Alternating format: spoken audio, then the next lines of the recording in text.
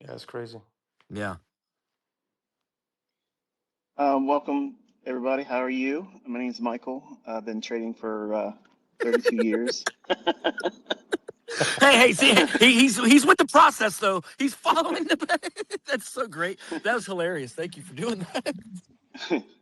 um, I don't have the luxury of being able to have the typical engagement, but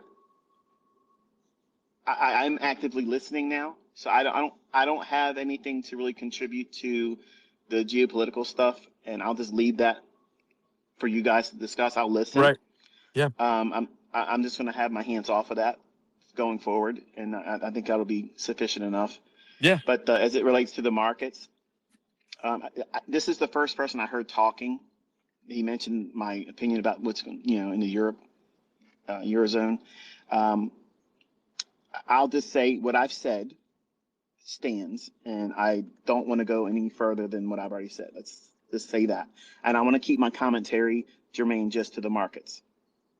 Is that Yeah. fair? No, I value and appreciate that, Michael, and I know we can help steer the conversation to ensure that we do that. I mean, we all understand the unique time that we're in, and I value and appreciate your thoughts, your feedback, and everything you're saying. So I think we can all just kind of align with that leadership, that energy. So Yeah, Anyway, sure I'm thing. I'm listening. If you guys could continue, I'm fascinated to hear what you guys are talking about.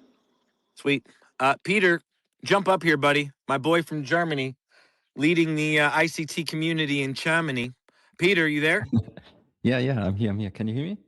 Yes, sir. Give me your thoughts Awesome. and 2 cents, pretty please. Yeah, first of all, if Michael follows the procedure, I definitely need to do it as well. So, yeah, my name is Peter. I'm trading for nearly 4 years. I'm 32 years old, have a wife, a small little boy, 1.5 years old. And yeah, I'm engaging price action with a variety of ICT models, but my favorite is the model 2022 order smart money reversal of a market maker. Buy or sell model. So this is what I do, and I'm focusing on the New York AM session. So Kit, we we have the same time, like 9:50, 10:10. That is usually the window I'm engaging in. I love So it.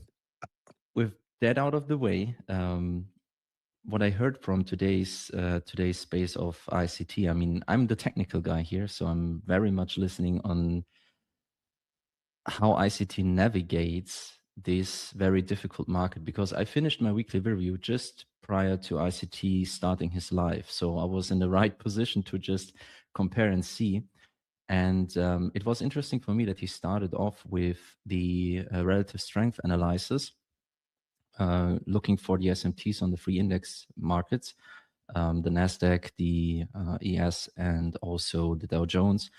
And in particular, I mean, we often heard about SMT, the smart money tool, but to see him apply it with a line chart, and especially if he's looking for bearish markets, he's putting the line chart only on the highs to see it, and if to basically scan for the proper SMTs, and also if he's bullish, he's putting the line chart on the lows. I think that was a very neat and great detail for everybody who wants to see or wants to learn a little bit, because that was something which I didn't knew that he's doing that actually. So I was very much surprised and thankful that he shared that. And yeah, also interesting fact, as the person, I think it was Anthony, um, mentioned about the compression of the ES, very unprecedented. And everybody can see that the market is very difficult. So actually, I was also favoring the shorts, but man, it's very it's a very difficult market. So risk off one contract, and following the assignment, just trying to stay solvent in the coming week. But I have a couple of ideas outlined for shorts next week. So yeah, and geopolitically, it's a whole different topic, man. There's so much going on, especially with the central banks. The central bank of Iran is also probably playing a crucial role in what's going on at the minute. So yeah, it's a lot of stuff. Sorry for for my No, long monologue. fascinating take, Peter. I really like it. I really, really do. and we have a lot of folks here, I think, clamoring to get in that would like to speak. Quinn, Dan Trades, Arun, would like to keep it going, Peter. That was a really good take. And I'd like to get a few other folks. Wangaroo, you have your hand up. Yeah, Kate, you caught me off guard. I was asleep. Here in Kenya is I got you, buddy. But you yeah, put your hand up, and it's no big deal. I thought you were asleep, but it's no big deal. It's all good. yeah. So I saw the ICT live, and he was talking about where he thinks the market will be in the next, maybe in June, September. So I was thinking if tomorrow I did my analysis and the volume imbalance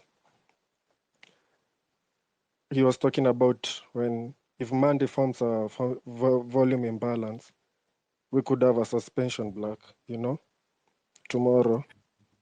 So Yeah, that's what he was saying.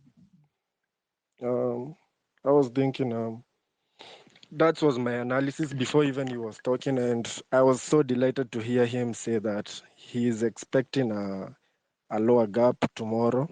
So I'm pretty excited to see what happens when it opens, and Yeah, I mean, we're gonna find out where we gap here in just a few. I mean, the weekly open, we'll be here for it.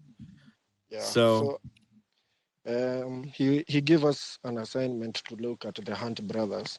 I wanted to ask him where I can do the research about that story, because it seems fascinating. Yeah, I mean, thank you. I think Google and ChatGPT are really good references for you to search Hunt Brothers Silver Story, right? Yeah, but I was looking at ChatGPT, but it's giving its research in point form. It's not that deep. Well, we'll see if there's any more information on it. Good question, Wangaroo. Good question. Okay, we can have other speakers. Yeah, no, thanks for coming up, buddy, and kind of shaking off the cobwebs there in Kenya. Yeah, it's pretty crazy here in Kenya. I don't want to talk about it because our capital city is flooding, and we have like so stupid leaders, if I may say. But Yeah. you know, ICT even hates his leaders, so they are all the same. Okay. Okay. Well, let's hear from a few other folks. Keep the conversation going. Keep it flowing. My boy Wangaroo in the house from Kenya. We heard from Peter in Germany. Our boy Trader Telly in his house. Quinn, ICT, and, well, CRT. Well, just, go ahead, Quinn. You there, Quinn? Rant, rant, rant. Okay, Bonafide brand. Are you there? Everything FX. Yeah, I'm there.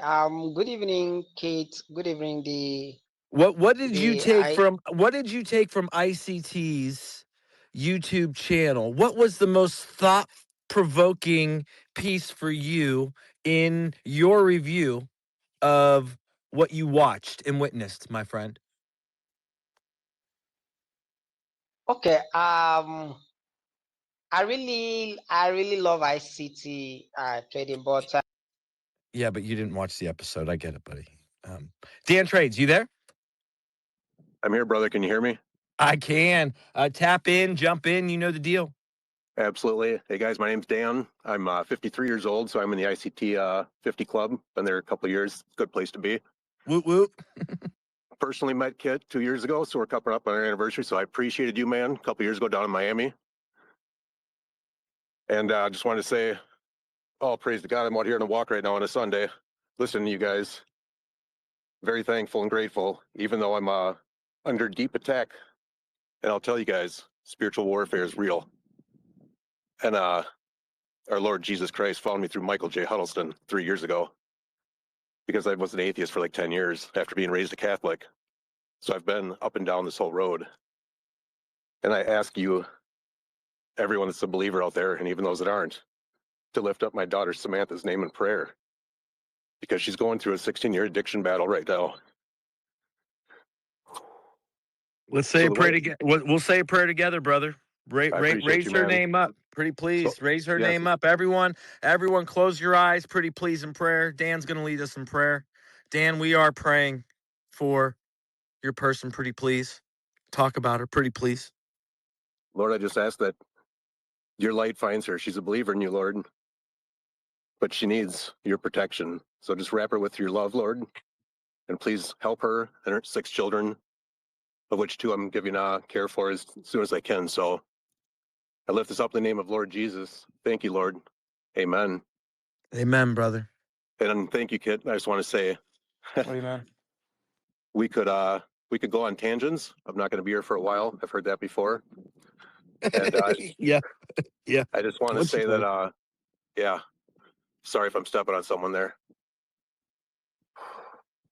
The way I engage in price is I love doing higher time frame reversals.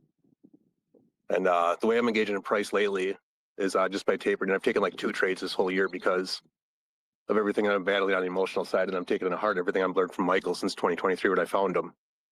So that's how I engage in price right now is various thin scalps every once in a while, literally only 2 live trades in micros. So I'm happy about that. And it's a 20K live account. The only reason, so Michael, you'll get a kick out of this. I found you because I was on top I'm not even gonna, whatever, top something, who cares, right? Some prop firm. I never heard of ICT until then. And I've been around the block. I've been trading for 15 years. I learned from a previous mentor who I won't name any names, but I went to the point of literally buying his business and selling it later. So I've been in the internet marketing business. I've been in the sales. I would say there's people that are traders that know how to market, and there's marketers that know how to trade. And make sure you know who you're talking to. And these 2 are the real ones here. Don't ever trust anybody else if you take my name for anything. But just want to say thank you for everything. And I can't wait to engage in price, and some of the spiritual warfare goes away where I can actually put some of this monies at work for myself. So I appreciate everything. Thank you, guys. Appreciate you, Dan. Oh, Appreciate you. if I could ask a question, it would be big picture, not even trading. It's I think one of the first speakers that talked today was, what's going on in the world, big picture, everyone, guys, girls, all of us. And I know Michael said he didn't want to talk about other stuff. Yeah, it's here's the thing. There's in my opinion, there's a time to really lay down and speculate, and there's another time to really kind of observe. And we're just in a time where it's good to observe, which typically just means you talk less and you look more. And that's really as much as we come together, and it's funny being a talk show, but we're really in a look and see. We're really in a let's watch and find out, and then we can act and react as we do modelistically within time and price. But outside of that, I do believe it's a good time to observe, and that's what we all get, is to observe and increase our experience through observation. Right? If I may, Jump in, brother. I want to kind of touch on something that Dan mentioned. Obviously, Samantha's going to be in prayer. I prayed with every word you said in agreement. In Jesus' name, I'm in agreement with that. But if I can just tap something that you said that I think probably went right over top of everybody else's attention or awareness. Obviously, you're going through something, and when a family member has the heartstrings like they would, and it's easy for us to look for an escape from that or a distraction from it. And I've talked about it over, I guess, maybe 10 years or so, talking about Forex and transitioning into focusing primarily on futures. But the psychological aspects of bringing in our problems outside the chart, bringing in our problems of relationships, health, um, needing to be significant, boredom.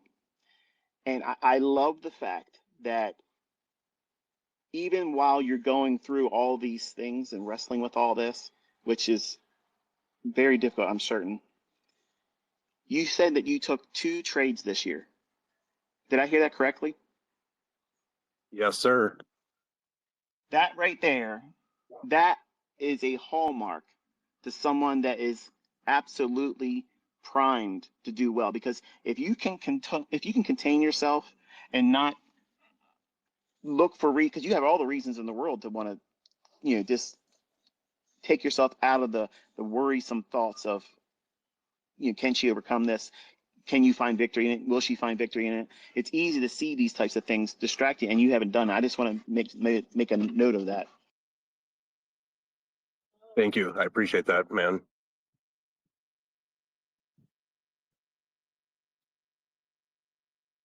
Explosive open here on the metals. Holy cow, gap down on the indices. I don't want to be too engaged in the markets, but it's hard not to be with Michael Huddleston in the same room. Tend to like to look at a chart. Unbelievable movement right now on oil. That's just crazy. Let's keep the conversation going, keep it flowing. We got a few more folks here, and just looking for thoughts, looking for feedback. Thank you, Dan. Dan, I'm in your DMs, so I mean, we can talk there.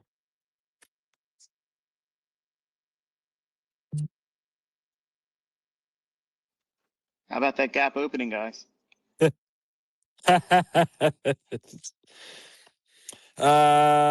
Next up.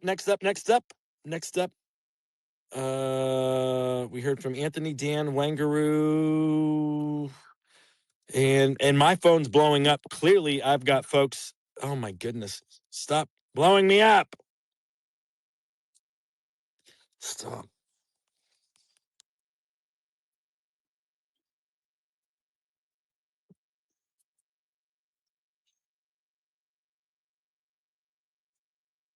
Okay.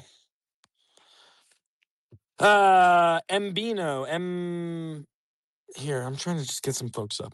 Come on up. I'm just hanging out, chill.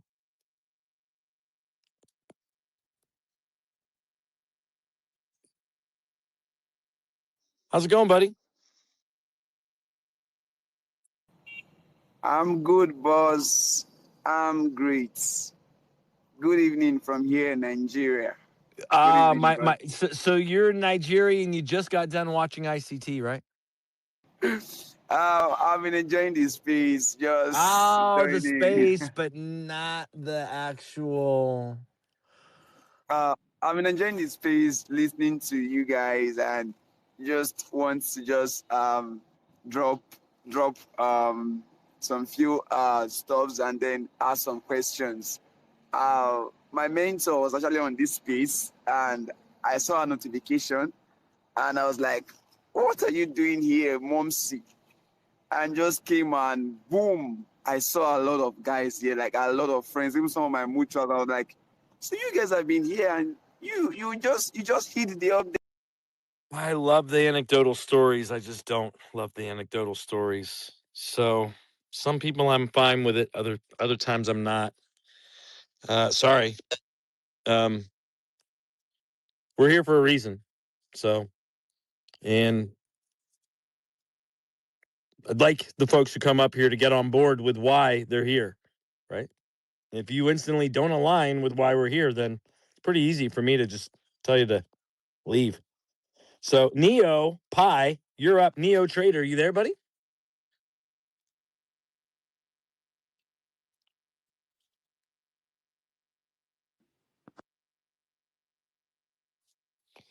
What a buzzkill. Low energy today from folks.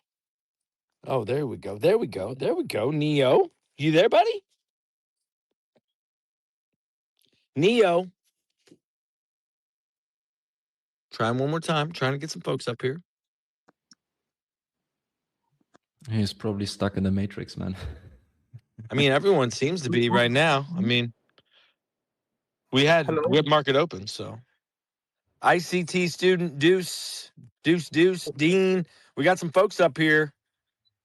Oh, it's me now. I'm sorry. was connected to There's my. Neo. Oh, sorry. Oh, Hello, yeah. I I'm think I was sorry. I'm connected sorry. to I poor didn't see. network. Hello, I'm can I sorry speak? about Him. that. Did you I guys want see the spec down? ICT 2022 Oh, model. I'm just waiting for for everyone to mute. Just a moment. Oh man. Uh, um. First, I would like to start by saying that it is the biggest moment of my life because I'm talking in my city that is listening to me right now. I'm so excited. I know you are, buddy. That's cool. We're here for it. Yes. What do you So, got? What do you got? Hey, do me a favor. Tell us how old you are, where you're from, how you engage with price, and then any okay. feedback you got from the weekly review you watched today, right? Oh, I didn't watch the weekly review, but let me start by saying my name is Ornel, and I love Neo. So, and I'm from Haiti right now. I'm Hey, living in wait. Haiti. Who's talking? Neo. Okay, you're from Haiti, Neo. Okay. Yes, I'm a nation. I'm living in Haiti. So I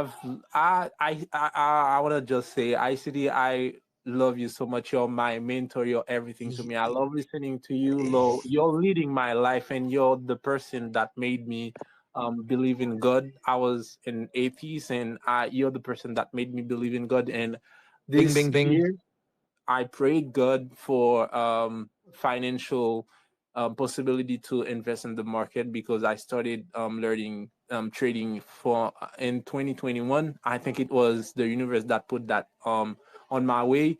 And right now, I'm just struggling with my psychology. For example, I got funded recently with $100,000, and I started trading on it. And one day, I took 11 trades, but I only raised $300 that day. I only lost $300 that day. I'm good at making analysis, but I'm just struggling right now with What engaging in the market. what's the last 2026 content that you engaged with? Um, Actually, I'm not engaging with recent Okay. Well, then videos. Neo, I'm just then Neo, that's why you're going to struggle, okay? And okay. I appreciate you wanting to come up here and you're fanboying out and you're breaking every single rule and you're really wasting everyone's time. So I appreciate you coming up here thinking that your voice is that valuable. Um, but bro, just go follow and tap into the 2026. This is for folks who are tapped in. You're not tapped in, but although you are a student, okay? I will. Thank you. Deuce, Hello, Deuce, Kit. Deuce, jump in here. Yeah, yeah, He- yeah. Hello, So Kit. I am How are you? Are you listening me? 2022 model. Yeah. One of Hello, my Kit. Are you favorite of listening? all I am is listening, but someone Uh, one is of okay. I have just one question. okay. Well, let's just see. Yeah. Can you follow a process or procedure? Yeah. I follow. I am a 22-year-old from Pakistan. I am an ICT trader. I'm student of Master Michael from YouTube. I learned all knowledge from ICT, but right now, if we see the geopolitical situation in the world, and if we see the market structure and also time and price, they didn't follow, especially in gold. I just take trade on one micro. It's I think at secret and 212 logo, 350 AM. But I'm observing one thing on 9:30 and also 8:30. The market didn't give respect to any PD array and also any mark the structure. What we will do continue. Can we skip the market for a little bit time, or we are just sitting in front of the screen and observing the knowledge, please? I appreciate everything you're saying, ICT student. And again, I love you guys. If you guys aren't going to follow what we're here to do, then you're really not going to make any sense, and you're just going to become part of an edit, and it won't be valuable to the community. So, ICT student, another example, unfortunately, of it's not about you, buddy. I don't even know what you said. So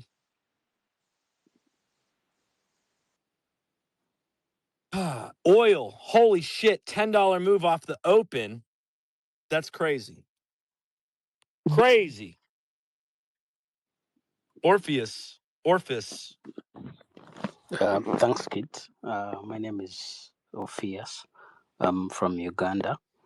I'm 30 years old. I've been trading ICT for a year now. Prior to this, I've been working as an auditor with Ernest& Young, specifically based in Africa, Uganda.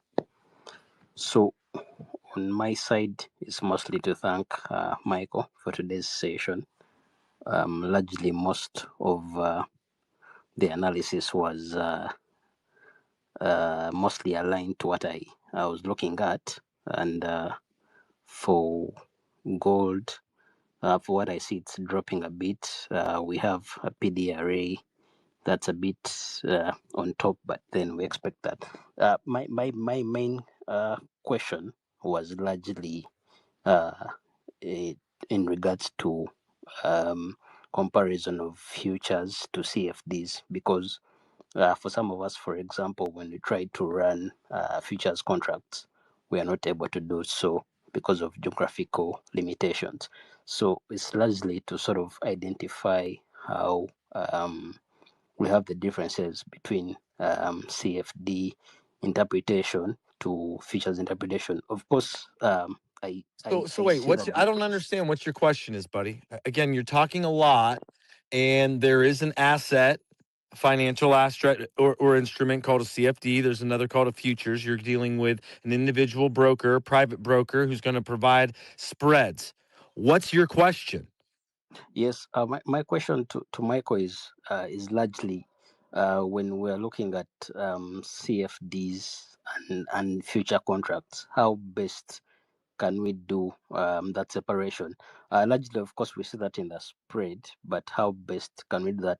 I think it especially applies for the African context. But what have you reviewed in the way of Michael's content? What have you reviewed in the way of core content?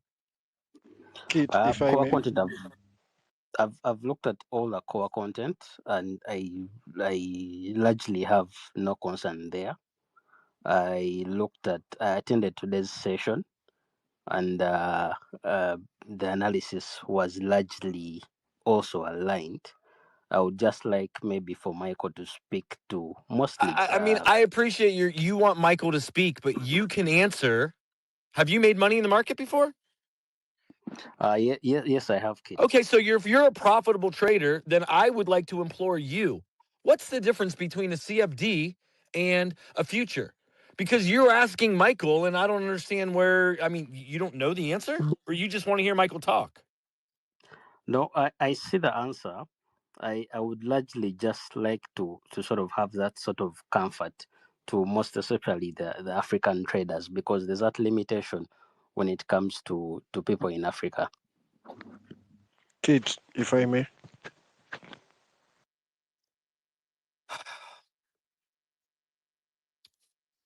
Guys,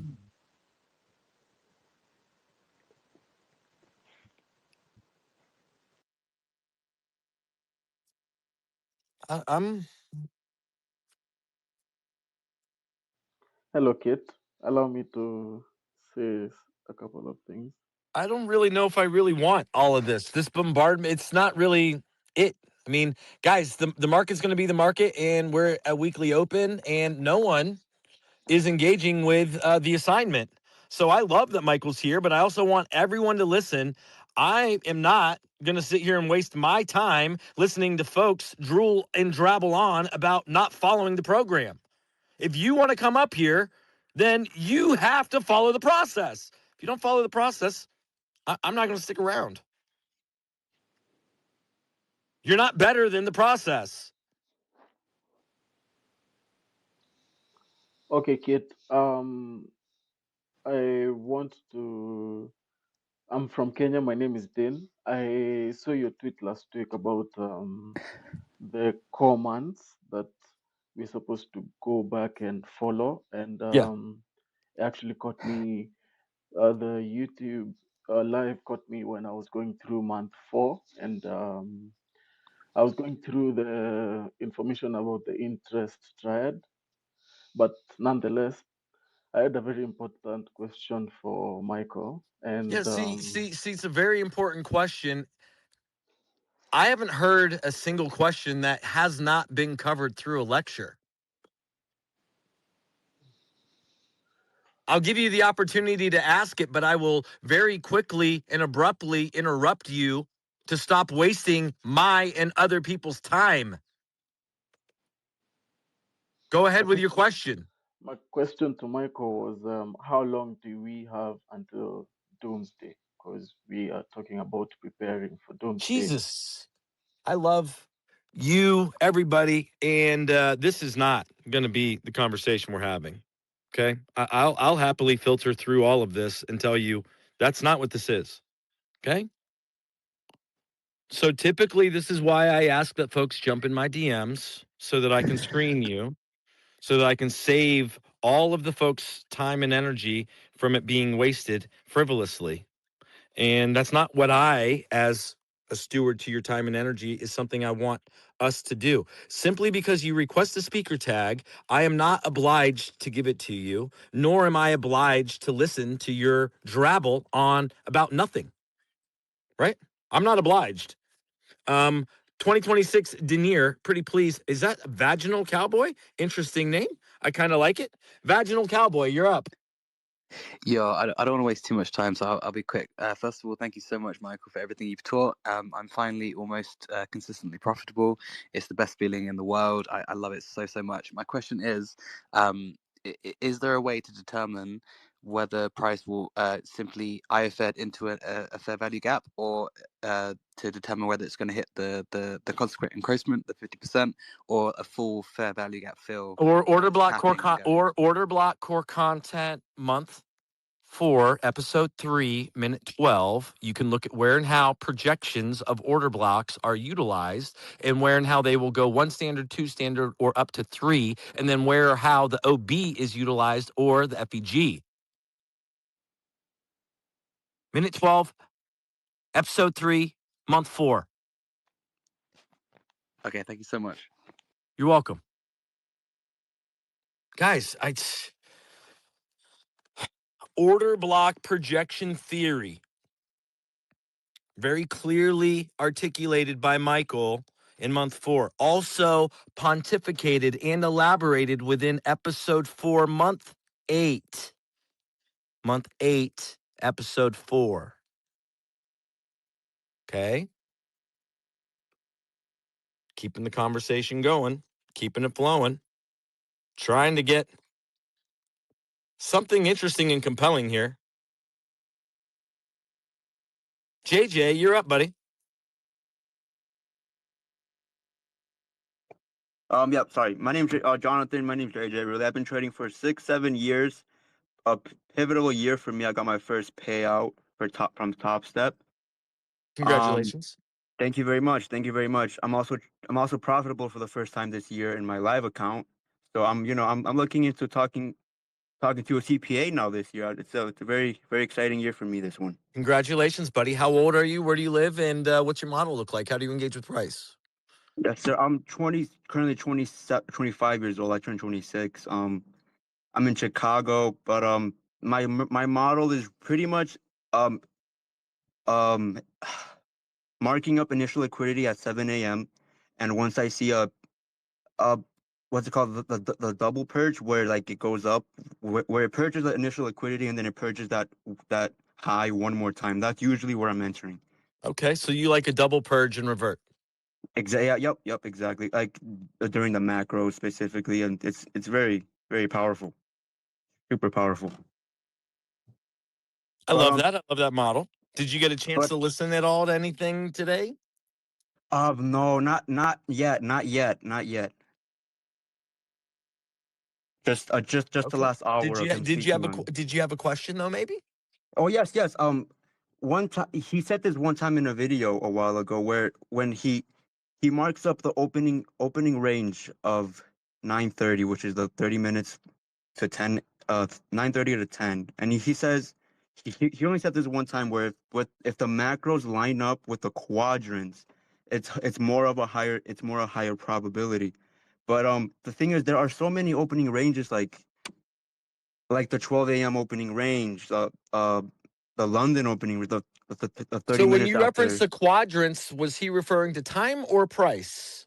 When you say quadrants, quadrants are a referral to price, correct? Yes, quadrants Okay, of so the you opening just range. referenced macros, so I'm confused with where and how you're taking a time measure and referencing it to a key level on the y-axis. Yeah, right. Just like he was saying with the last video with the multiplication axis. But with this one, he's using the opening range. The multiplication axis. Yeah, You say the x and the y-axis, right?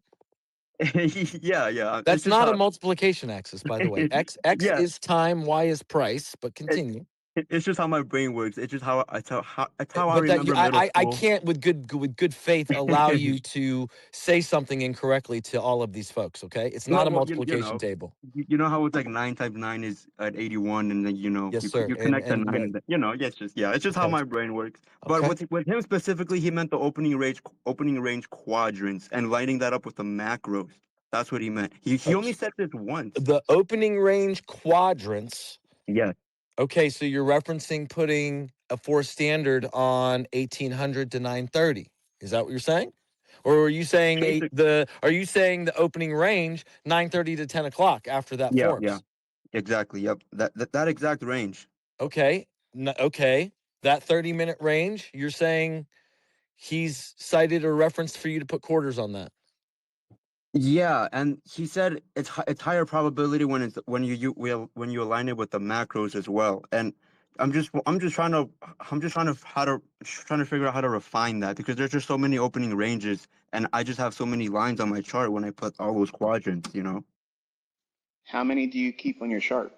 Opening ranges or quadrants? Because What was your question anchored to? What's the focus of your question? how to refine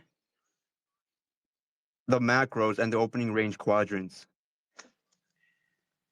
Okay, so the core focus is the opening ranges. Yeah. How many opening ranges and what opening range are you referring to on your charts? Well, you've spoken on many, but I guess specifically this one, the New York session. So how many are you supposed to have on your chart? Well, it's really relevant to where I'm at price, right? True, but if you have the last 5, Yeah. I gave as a general Yes. rule of thumb, keep 5 on there.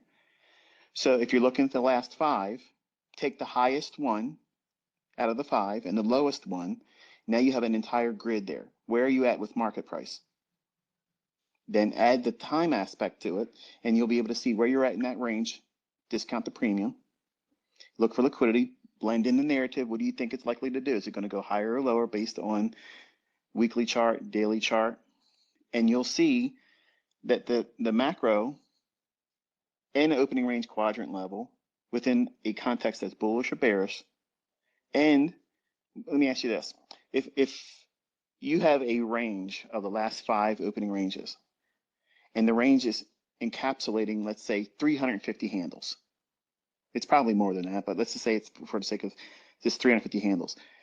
But you're in the lower 100 of that 350 range. So out of the highest last 5 opening ranges, regardless of whatever you want to use, it could be the first 30 minutes at 9:30 to 10 o'clock. It could be the pre-session opening range. It could be the PM session opening range. It doesn't matter. But you define that range or that price grid, and what you were referring to was the multiplication analogy, the analogy I was using as a multiplication table. So I think that's probably what My bad. you were implying earlier. Yeah. The if you use that logic, you have to be able to determine a framework of how many you're going to look back with. So it's a very complex thing for a brand new trader to use this information because it's not found elsewhere. So you don't have a whole lot of work to go by except for you getting it in your own hands and collecting the data. So by looking at the last 5 opening ranges, the highest one, the highest high of that range, and the lowest low of the 5. Can you understand by what I'm saying that you have a complete maximum range by using the highest high and the lowest low of the last 5? You follow me so far? Yeah, my mouth is open. Keep going. Okay. So if assuming that we're in the lower 100 handles of that 350, are we in a discount or a premium relative to that? Discount. Okay.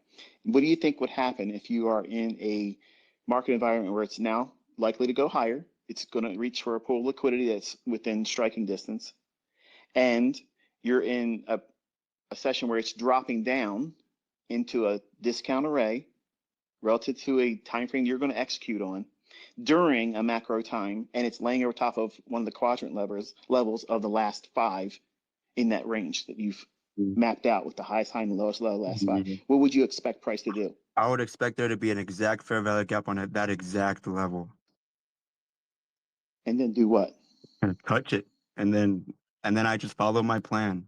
I'll just put the stop loss. And what would you expect price to do if it did what you just said? What would it do? I'll for sure react off of it. It would. In what way? Like a trampoline. I mean, considering liquidity. What direction? Upward for sure. It would be a bullish. Okay. Yeah. So now what I just given you is a way for you to go through and collect all the data in your own hands. That way, I'm not going to give you a range of examples and look at this, look at this, look at this. Yeah. You will understand it more by what I just outlined here, all of you listening.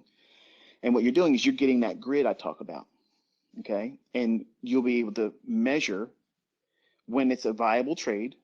Just because it's a macro time doesn't mean it's a time to take a trade. It doesn't equate to always doing something because there's a 20-minute interval where price can do something.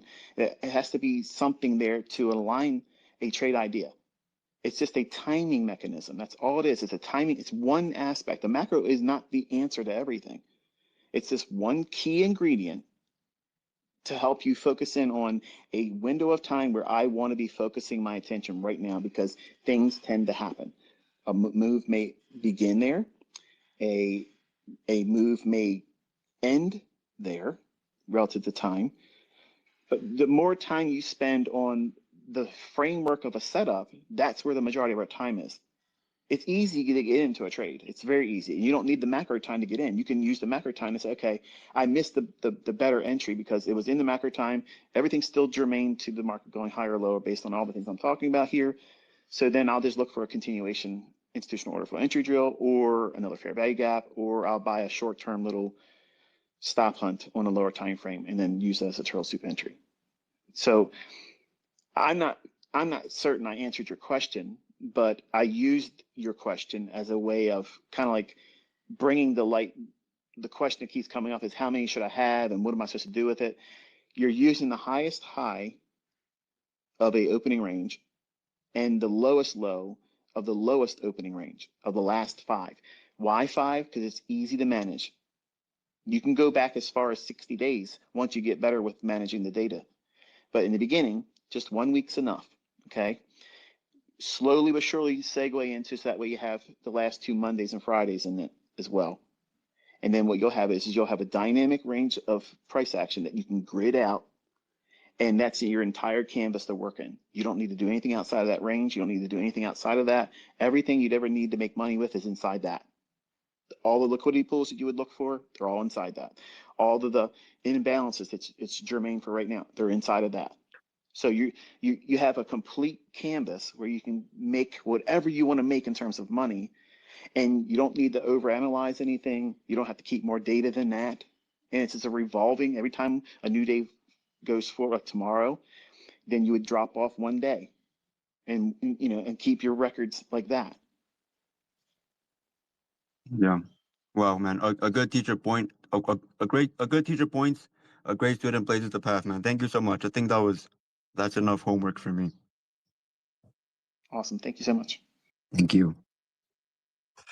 I feel pretty good because we were kind of trying to stiff arm some folks to try and make sure that when I mean, and then Michael comes and he dunks on everybody and brings some really, really good value for everybody. So, great question, awesome answer, and 26 Denis. Oh, we already spoke with you, Darian. Darian, you there? What's up, man? Can you hear me? Yes, sir. We can. 6:30. I like the time. I like the time. What's that? So I'm Darian. I'm 47. I live in South Florida. I'm a firefighter. I've been trading. I started learning right around COVID, and I found ICT. Michael, I was in a Discord and somebody brought up fair value gaps, and I was like, "Well, what's a fair value gap?" And they pointed me to the 2022 mentorship, and from there, it's like I just saw everything that he says. It's insane. Like I saw it, and like for me, I'm more of a why is this happening opposed to let's just guess, let's just buy it off the 20 EMA, or but why is it bouncing off that 20 EMA? It's because there's a fair value gap, or there's a volume imbalance, or there's something there that all these indicators. I was indicator based, and now I have nothing. So back to today's YouTube video. When Michael brought up World War III, I was literally talking to the guys at work the other day. I'm like, bro, this is World War III. This is it. What's happening? Like we're literally in it. Everybody's going to war. It's Now we kind got of it's kind of a sombering thought, if you want to know the truth. It's not bro. anything that it's like, yay, I mean, unfortunately, no, it sucks. we predict the future, and I mean, I don't even want to get into the shit I'm predicting right now. But yeah, it's crazy, right? Yeah, absolutely. I mean, I don't think it's going to be anything like World War II, where we boots on the ground and billions of people dying. We have so much better technology now with air to ground stuff, and our military and everything. So, do I think it's going to be that bad? I personally don't. I think the biggest thing is that no one's saying it, because if somebody came out and said, "Oh, we're in World War III," the market is going to completely tank, and everybody's going to go, everybody's going to get out. Everybody's going to panic, and it's going to be insane. So that's the only reason I feel like nobody said it yet. It's just. I mean, I just want to add on the flip side of that, similar to COVID. I just want to add, just for what it's worth, where there are, and painting the bear story. I mean, the government propping up the market as they did in COVID is also a viable thing. I don't want to get into all of it. Again, I don't really want to be talking about opinion, but as we're talking about it potentially maybe going up, there could be some inexplicable reasons why, which wouldn't be inexplicable. It would be a funded initiative. But then if that were to happen, then that would, if then statements would then, you would tend to think then that, a black swan, if we were to go higher, then unfortunately that's not good, right? Right. Anyway, I don't want to get into my thoughts and opinions. I do in the live stream a little bit. I know, right? I don't. We're in now's not a time. Now's a time, in my opinion. Now's not a time to be as. I want to just observe personally. And I want you guys to talk, really. So I actually have one question.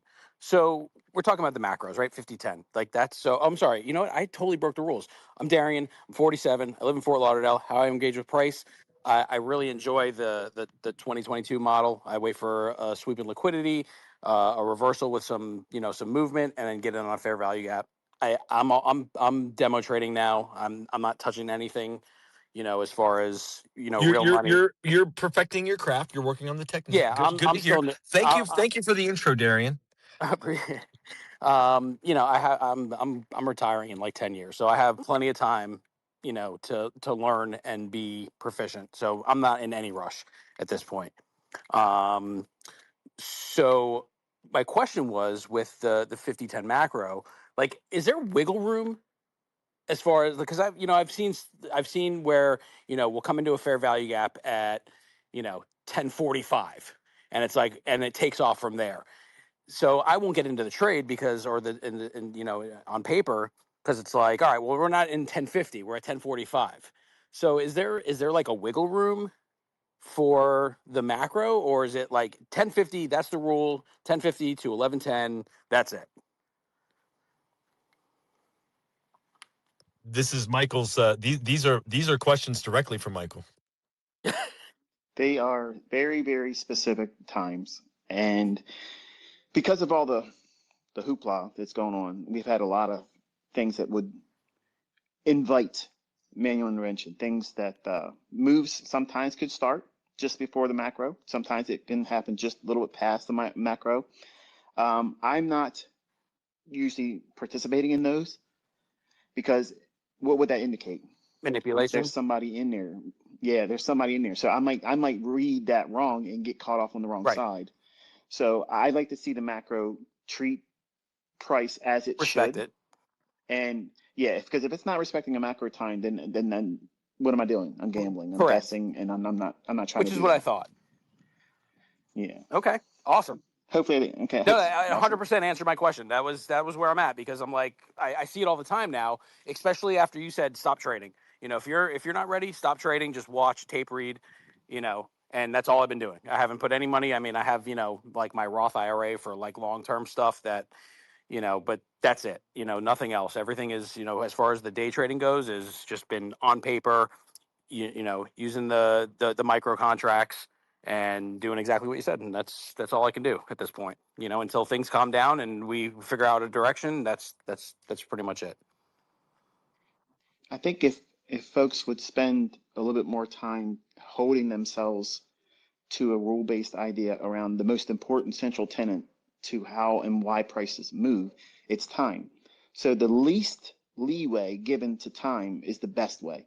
So the more precise, the more adherence you have and apply to the time rules and aspects of your trading, I think it'll be more forgiving to you than if you try to just say, well, you know, it might work. We all have done it. I've done it too. Yeah. Yeah. You don't want to do that with time. Time aspects, it's kind of like it's either going to do it or it's not. So don't fancy dance around with it. Awesome. Well, hey, I appreciate it, Fight Club. And Kit, you do a great job with moderating this, bro. You crack me up every day. Somebody gets off topic and you just go off on them. It's the best. So I love you guys. I want everyone to understand the difference between Darian, who has spoken with me in the DMs and comes up and follows the process and procedure, how easily that flows, versus the conversations where folks want to steamroll, say whatever they want, not follow what we're trying to do, right? So it's a lot easier with what we try and do when folks stay aligned with what we're trying to do. Maz King, you're up next, bro. Thanks, Kit.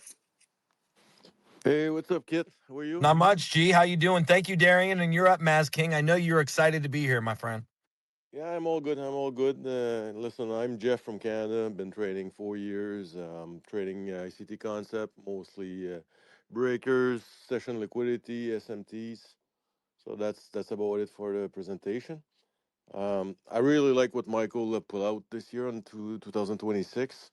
Unfortunately, I got just like about half of the YouTube today, but I'm gonna get it tonight. Really like that Michael is saying that bring down the leverage, and in my book, that's also like inviting more of manual intervention right now with what we have. So with low leverage, you don't get RAM as much, so that's a good thing. I would have only one question for Michael, if that's possible. It's about new week opening gap or new day opening gap. I know you like to kind of grade your opening range by the amount of handles we have in the gap. Maybe I missed a video about that, but is there such thing about the size of a new week opening gap or new day opening gap telling us that bias will say we gap down, so we can take the bias like for the full week because the gap is like 100 handles or 125 handles or something like that? So that would be my question. Did you watch the very specific lecture I have on new week opening gaps? Which one would that be, Michael?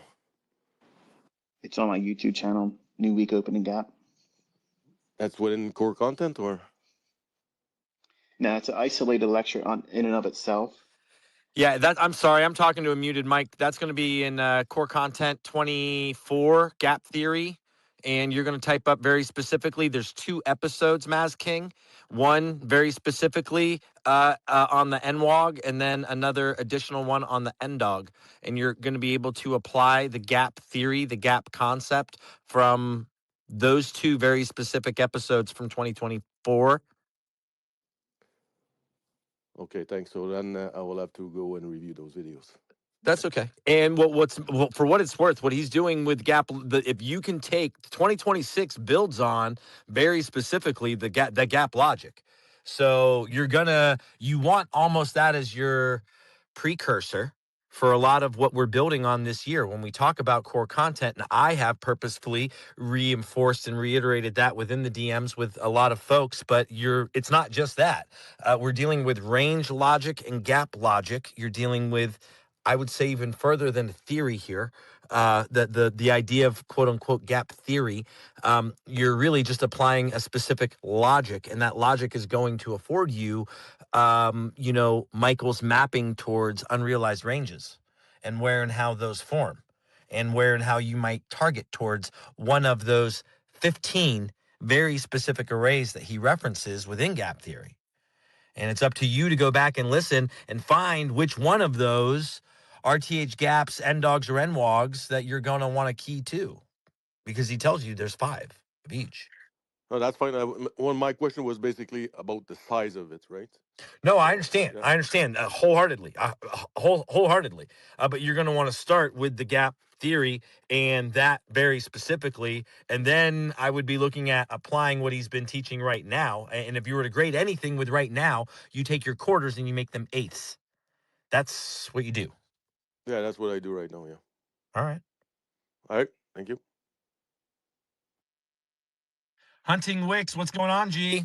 Hunting the Wick. Thank you, Maz King. Hi. Yes, I wasn't expecting to be called right away. Hi, everyone. It's okay, buddy. You're up here. You've had some very good questions over the week, so I value and appreciate your thoughts. Did you get a chance to watch, maybe? Yes, of course, I'll watch it. It was very instructive to see the multi-asset analysis. After that, he addresses a lot of things that are appreciated. However, my question are not really related to what Michael addressed during his stream tonight. Is that okay? Yeah, I like how you even prefaced it, but you've had some pretty good questions. I don't think that'll be a problem. Yes, of course. I mean, Michael, I really appreciate like the drill that Michael gave, like the challenge that he gave during this week. And also during one of those, I believe that was the fourth stream ago, he talked about like training in drawdown. And I really wonder if he had some drill.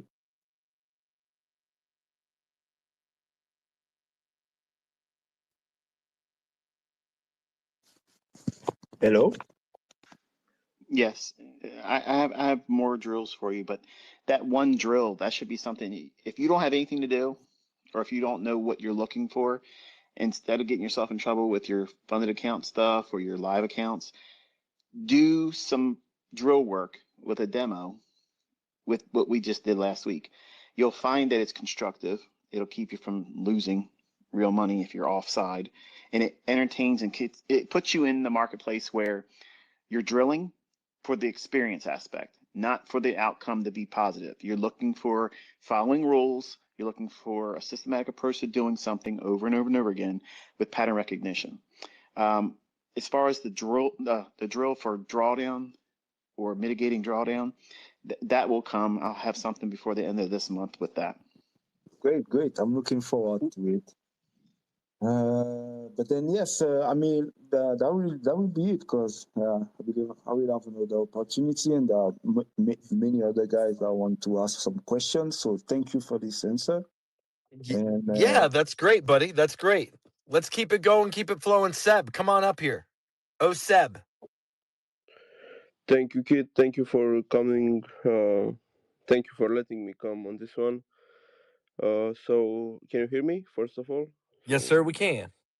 Thank you, man. So, my name is Sebastian. I'm 27 years old from Romania.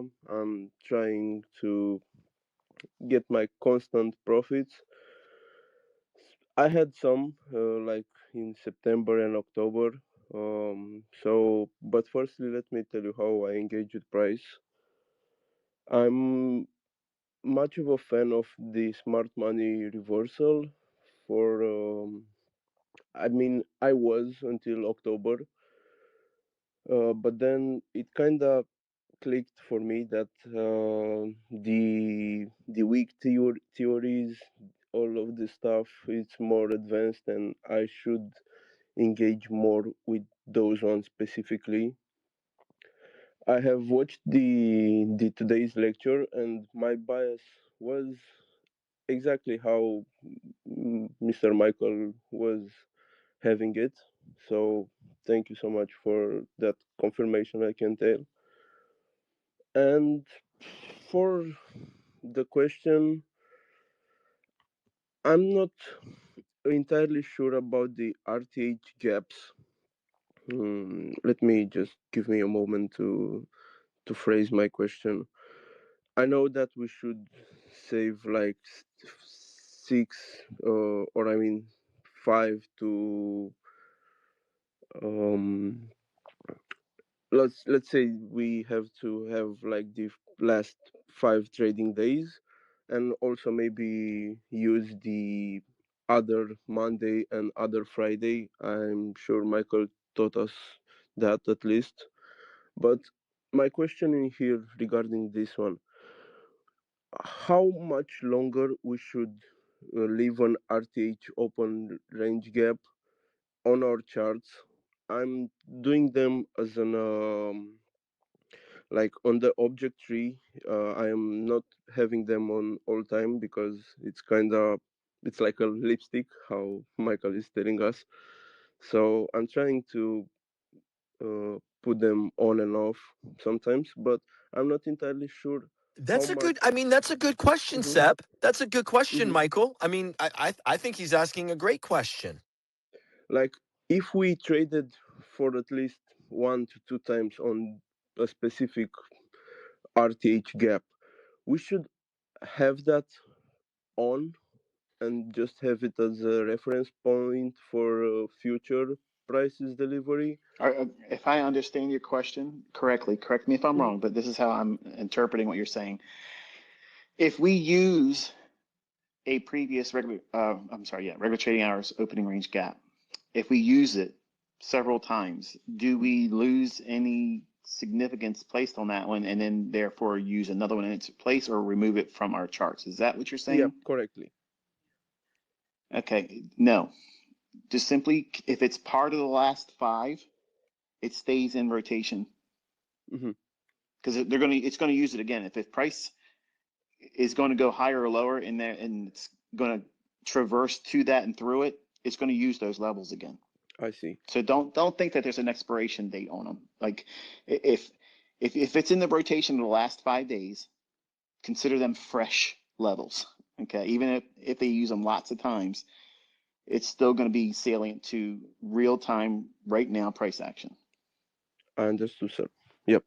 I think that was my initial thought on it, but I just wanted to make sure. No, that's a great question, Seb. I really like that question. I think it with that's very salient to what Michael's teaching in 2026, and I know that is a common question that other people have. So, good job. I think you did a great job in asking it. And Michael's answer for folks, just to reiterate, it's like a ladder. You got 5 days, and it's going to be good no matter what. Those prices and those price ranges matter for the 5 days, and I think Michael's saying you kind of keep them for a rolling 5. Right? Hmm. I mean, I have like different from like even 10 Yeah, to you've got 15. some old ones up, right? Hmm. Exactly. But Okay. just to make sure. Thank you, Kit. And that was my question. How many markets do you trade? How many markets are you trading and how many markets are you placing the information on? I'm just using on the NQ. Mm, Okay, good. Because a lot of times I get a lot of folks leaving comments saying, I have all these levels on my chart and I'm doing YM, ES, and NQ, and I want gold and I want to keep it on silver now. And it's like, okay, stop. no, If you just worry about one market right now and following one set of guidelines and rules, everything is transferable.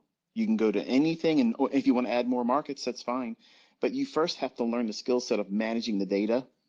And that way, you also, by doing this, you'll see that they don't expire just because it's used it several times. If it's still in the rotation of the last 5 days and it trades in close proximity to it, you'll see them using the octants, the sixteenths, the quarters, the every high and low it's inside there, the consequent encroachment, everything will be utilized in that range because it's a callback reference point. It's an array that the algorithm will reach for because it's based on time and price. So it has to be able to call back to a reference point. And how does it do it? Over a period of time and to a specific price point. And where's it going to get this random level from? It has to be something that it's using to build the context of why it needs to refer back to that price level. It has nothing to do with buying and selling, how many orders were bought or sold at a specific price level. If people would just simply suspend their disbelief and just go through the motions of doing this exercise for a couple months, you will see there is no advantage in knowing how many candlesticks, how many orders were bought or sold inside of a candlestick's range. You don't need that. I'm going to tell you with this logic, I'm going to show you exactly where these orders are going to be the largest. And you'll also see where, if you're a volume profile kind of guy, I will tell you where the lowest volume nodes will be and where the highest volume nodes will be.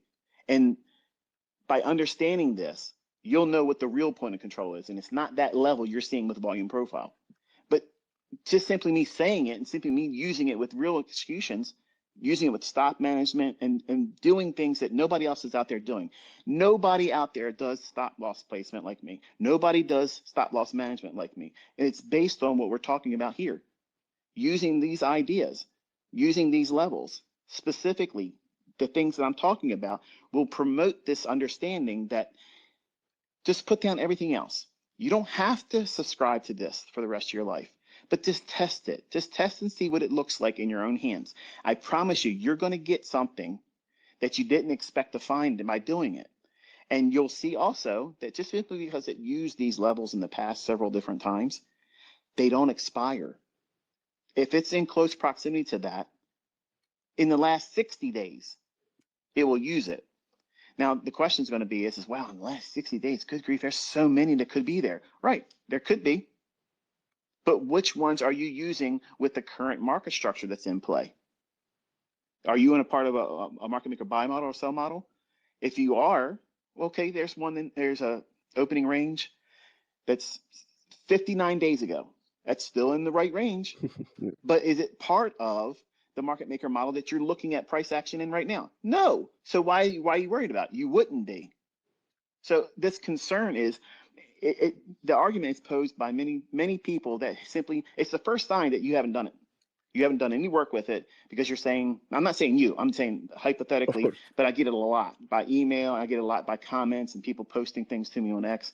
They'll say, well, how do I get over this? Because what you're looking for is a perfect excuse why not to ever do it, because it's going to require some effort and hard work on your part to be organized. And that's the biggest telltale sign that you're going to never make it as a trader. You're lazy if you don't want to do this. You're not going to appreciate the level of insight that it gives you because it takes effort. It takes organization. It takes a concern for managing your focus, deciding where you're at in the market structure right now. And because so many people want the easy way in, they want to just give me something that's going to make me money right now. And I don't have to think about it so much. I'm not the guy for you. I'm not that guy. I'm the guy that's going to tell you exactly to the tick it's going to go to, what time it's going to start, and when it's going to end. That's not going to be a 1, 2, 3 easy recipe. It's not going to be like that. If I had a way of doing it, that way, I would have shared it. I would have saved myself a whole lot of grief, I wouldn't be here on a Sunday talking to y'all because I would have been, here's a 5-minute video, just do these 5 steps and never do anything else. But it's just not possible to do that. Not to be this precise with it. No, it can't happen. Less is more. Like, that's right. You know. But to your point though, Michael, the successful traders who are able to successfully trade follow process and procedure. It's really hard And you've grown up within software. And it's funny when we get to talk, I get to talk with a lot of different people, but when you see folks, developers, Jade Cap is a great example, someone who worked in construction. I worked in construction, right? That's where I come from. But software development and construction development are very similar with trading because they require a process. And that process An operating procedure. is a procedure, right? And what most folks are, what's foreign is these processes and these procedures. And it's funny to me that we lay out processes and procedures, even for the protocol within how to communicate with their mentor, their idol, and folks come up here and just steamroll and don't even do that. Like if you're provided a schematic, a rule set, which Michael's entire career has done very, very, very well. And as someone, again, I'm an engineer, but I look at things the same way in which Michael has presented them. And that is a very clear process and procedure, a schematic. And you need to be able to look at things within a design. A design has a schematic, and then it follows a process and a procedure. If you, the trader, are capable of aligning to the schematic, which can also be to scale, which the markets are beautiful that way because an architectural blueprint that I build and cost is the exact same thing I look at on a chart. So when we look at scale and measurement and projections and why I'm so good at it and why someone like Jade Cap would be good at it, why Dom, a candlestick stalker, would be good at it, someone who works in estimating and construction, again, I can talk from this regard. Engineered drawings are very similar, scale similarly to what we look at within the financial markets.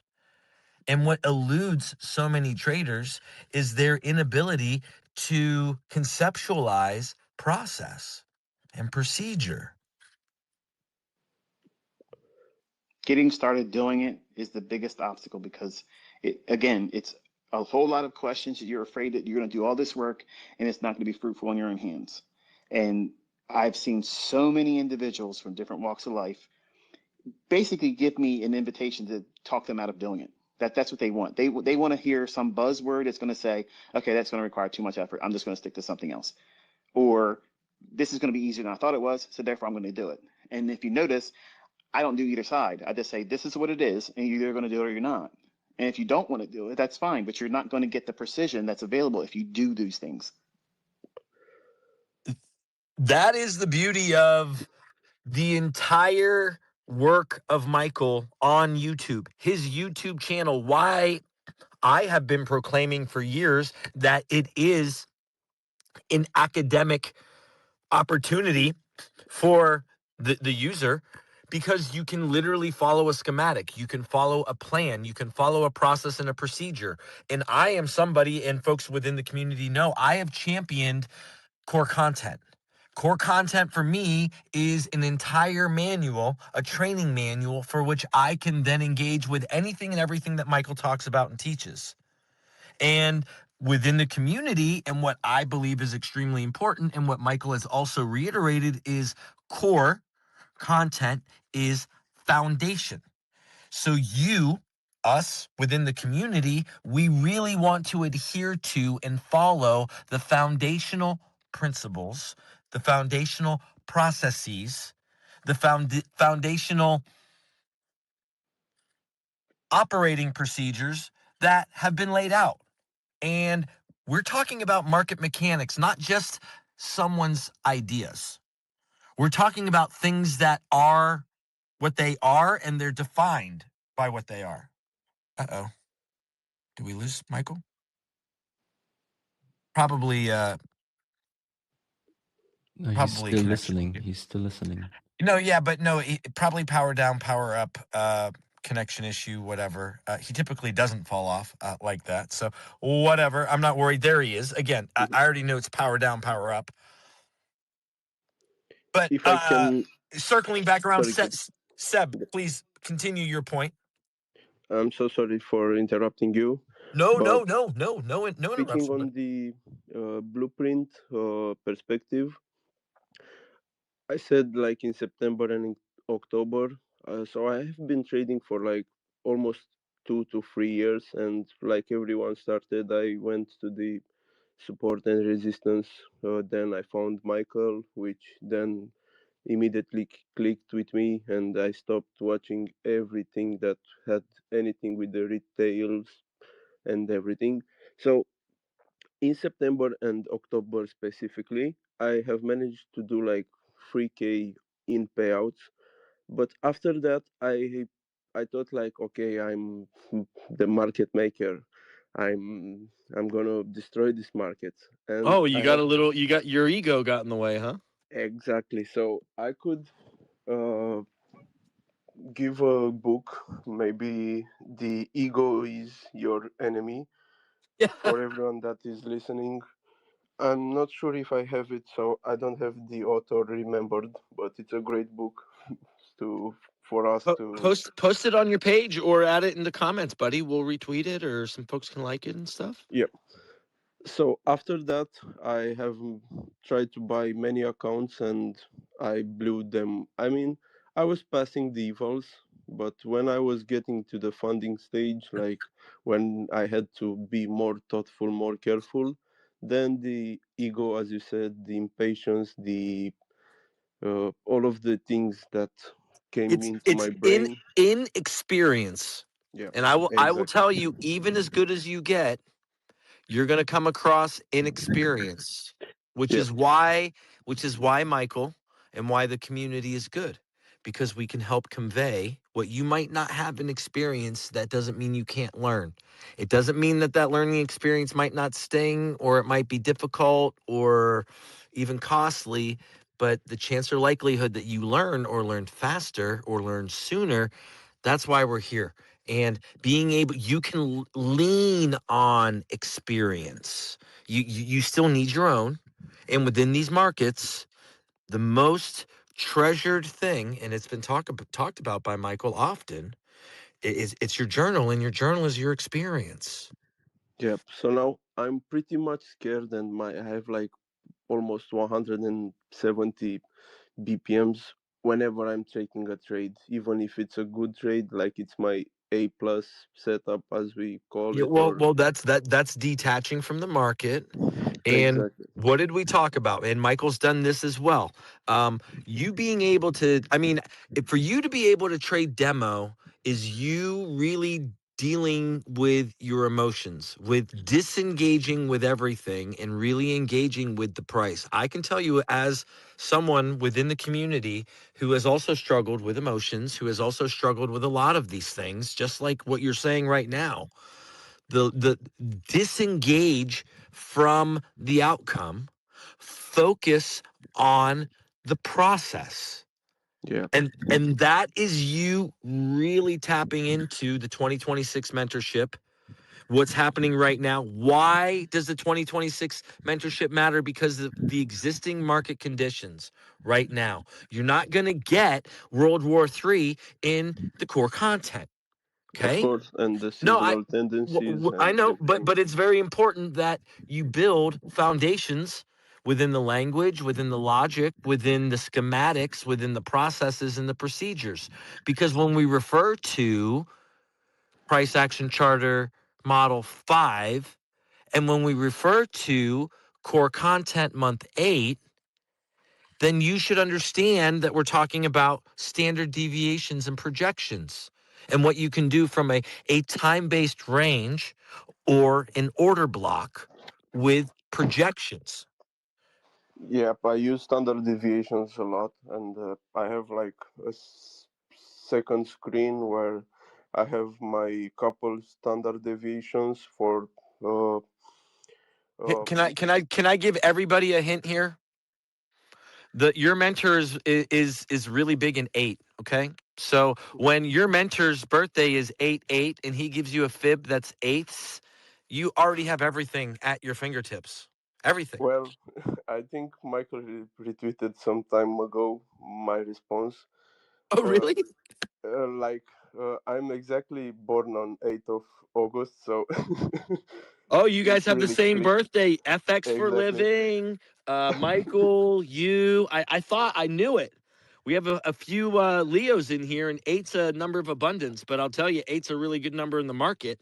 And when we think of time and price, and if Michael is going to show you again, you've got quarters and then 8's. You can live on that. You can really feel good about those within your grid, within your PD array matrix that you're learning in 2026 of how to apply the understanding of things that you're learning from Core Content Month 4. Can I ask a question? Yes, sir. I believe I heard him say, and it was very hard to, because his language barrier, it might be my problem, not his, but was I hearing you say that right now you're scared and you have an elevated heart rate when you're taking a trade now? Every time. Okay. If I could have a minute or two to kind of like address that, because I would love that. There's no way that you're going to fix that by trading your funded account or a live account. It doesn't get fixed by that. Okay. The only way that that's corrected is you have to take yourself away from the monetized outcome. You have to go back to first tape reading. That means no demo either. Go back to ground zero to say, okay, what am I doing? Like, what am I looking for? And study, are you keying up on things that are animations and price action and you chase that? Or are you predicting your model and jumping ahead your model before the model actually gives you your setup? Are you able to follow a model? And you find that out by not even demo trading, you're tape reading. And if you're sticking to the rules there and you're confidently finding feedback that's supportive and you're not sugarcoating it, you're not pretending that you didn't just see yourself do some silly stuff by saying, well, let me think what would happen if it did this, that. No, what would your model be? You're not entering a demo trade. You're not even doing anything like that at all. But are you studying with that logic of that model while tape reading, expecting price to react a certain way? And when you see the feedback that's immediate by watching live price action, what you're doing is it's counseling your subconscious. You're recalibrating yourself and taking your focus away from the monetized outcome of a trade. Once you get into that hypersensitive realm of now everything's scared, like scared money doesn't make any money. It can't make money. The only thing it does is lose money efficiently, quickly, with no obstacle or barrier. It just fast tracks it right out of your account and then regret. So the only thing you can do, and this is the only thing you can do, if you're going to stay trading, that is, otherwise quit. But if you are consciously wanting to fix this and ground yourself, you got to take yourself out of the money. You got to take yourself out of the pursuit of funded account challenges and trying to get a payout. Take all that stuff away. Go right back to the beginning of just simply tape reading. Do that for a couple weeks. 2 weeks is all you need to do it. Then 2 weeks of demo. Yes, you're giving up a whole month, but that whole month is like going away to a retreat. You're in a counseling, you're in rehab because you've messed yourself up bad. You've scared yourself. Now you don't even trust anything's going to make any money, but you see things happening. What's happening?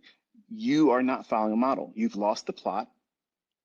You're so worried about the outcome and you're caught up with this cycle that's vicious. Like, I want to make money, but I'm afraid to do anything. And then you see the price run and you say, I knew that was going to do that. Why that? Now you're beating yourself up because you didn't take any action on something that you really didn't watch happen. You just see it in hindsight. And because you're so keyed up, you're having these moments of deja vu, which makes you think you've done this before.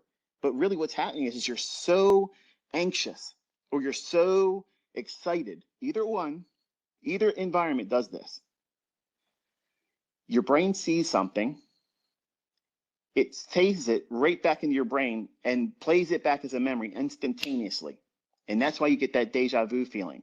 That's how fast and powerful our minds are. You're inviting those things to torture yourself.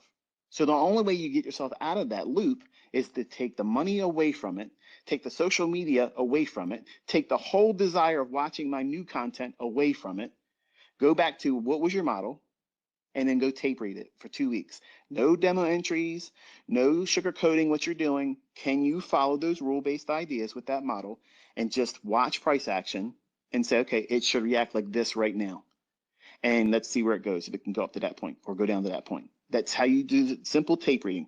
You do that for 2 weeks, and then you do the actual demo entries using that model. If you can't follow the model, just doing a tape reading, then you add another week to it until you can. Don't skip over it and say, well, I can't do it there, but I just might as well just jump back in there and start making money or try to make money because this is a waste of time. No, it's a waste of your money doing it because you're going to lose money again. You're not learning how to do this correctly when you do that. You're not learning how to be a independent thinker that's focused on preserving capital and making money following a model. 99% of people out there that have all this lip service off their account, they want to correct people, talk to people how they should do this and how to do that. They don't make money. They have no idea how to correct problems when it comes up like this. They haven't even been trading long enough to encounter the large portion of barriers that's going to come up because they haven't traded with real money. And if they made money with a funded account, that's not the same thing as you putting your hard-earned capital in there, because what's the difference between that and your hard-earned capital? If you lose your hard-earned capital, it ain't $60 with an affiliate code to reset and get a 6-figure account. You got to have 6 figures or you got nothing. So it's not the same. We're not on the same playing field. When you're playing with real money and a funded account, you can have 50 accounts across every funded account company out there. You are still playing with fuck nothing, piece of shit nothing. It's nothing. It's a whole bunch of spitballs. They don't do anything for you. But when you have real money in an account, $10,000 of real money is more than all the 6-figure trading account company guys out there with these funded accounts. You still got more money than them. You have more money than them. But they get latched onto this idea, I'm a 6-figure trader, I'm a 7-figure trader. You're nothing. You're a demo trader. You bought a demo account. You're trying to beat rule-based ideas that are above what's expected to be profitable in a regular trading cash account. So the way you fix that fear is you have to take a step away from, okay, the markets are going to be there when I'm done doing this. I have to calm myself down. The only way you can calm yourself down is to remove yourself from the stimuli. What's the stimuli? The pursuit of money. The pursuit of money now is blinded. You have the fog of war right now. You can't see what you're supposed to do. You're shell-shocked. Everything you're doing, you're second guessing. And everything that's moving, you swore up and down, you knew that was going to happen. You can't make sound decisions when you're like that. Nobody's going to correct it for you. There's no other mentor out there that's going to give you a different way of doing it. There's only one solution. You have to stop doing the executions, seeking the outcome, being monetized. You won't fear the outcome when it's not monetized. You go right back to, what is the purpose of doing this at all? Is the logic sound? Because you can't trust the logic anymore. You can say it with words, saying, yeah, I really love the model. I love what ICT does, and I love this, and I love that. If you love it, you'll follow it and stick to it. But you can't do that right now because you're scared. And that's a normal thing. Everybody will go through it eventually. Everybody will go through that eventually. The people that are going to be in this business for a long time and be consistently profitable and carve out a living and a career from it will understand that the only way you fix that is go back to the beginning when you're not even pressing an execution, get in and get out, not even on a demo. You got to go back to tape reading and remind yourself, what is it you're doing? What is it you're focusing on? What is the model? Because if you can't do it in that situation where there's nothing at risk, what makes you think you're going to do it with real money or with a funded account where you could potentially get a payout if you jump through their hoops? Nothing. And that's the facade that the trading industry taps into. These funded account companies, they tap into that desire to jump ahead of steps to get me the payout, because you think the payout is going to be the reward for you to continue doing this. When right now you've now created a toxicity that there's no escaping that going forward from where you're at right now. It's got to be retreat and regroup. Does that make sense? 100%, man. I mean, you are speaking directly to my soul. And I'm just, when I'm running, when I'm doing anything, I'm just listening to motivational sounds or clips of you. And it feels like exactly one of those. But it's not I wasted get time. what you... It's not. By doing this, you're not wasting your time. You are investing in yourself. You're calming yourself down. You have to calm down. If you don't calm yourself down, you can't think clearly. If you can't think clearly, you can't trade effectively. You can't trade effectively, you can't profit consistently. So I hope that helps. 100%. I mean, I was using only the funded because, like I said, I'm from Romania, so I don't have a lot of capital. But I think it's the best that I don't have a lot of capital right now, because I would have done exactly the mistakes that I have done with the fundeds. But I will get this, man. And yeah, I mean, I'll let anyone have anything else to. No, I Well, mean, I yeah. just want to add real quick, Seb, what you're Yep. saying and what Michael has said. For one, he's echoed this throughout each year of his mentorship, and it's almost been a pre-qualifier for folks. It's like you need to understand that you need to be in demo. And I want to, on Front Street, I want to say, I mean, I've hurt myself in the market, right? And the only way that you can heal, the only way that you can repair is through tape reading. And it's going to start through tape reading, as Michael clearly defined, and then you're going to do demo. But it's going to start with tape reading first, because you have to disassociate yourself completely with what the outcome is. And you have to simply rely on your analysis to predict what's going to happen before it happens. Because us as traders, that's what we're doing as speculators. And if you're an ICT-based trader, you're doing this fractally.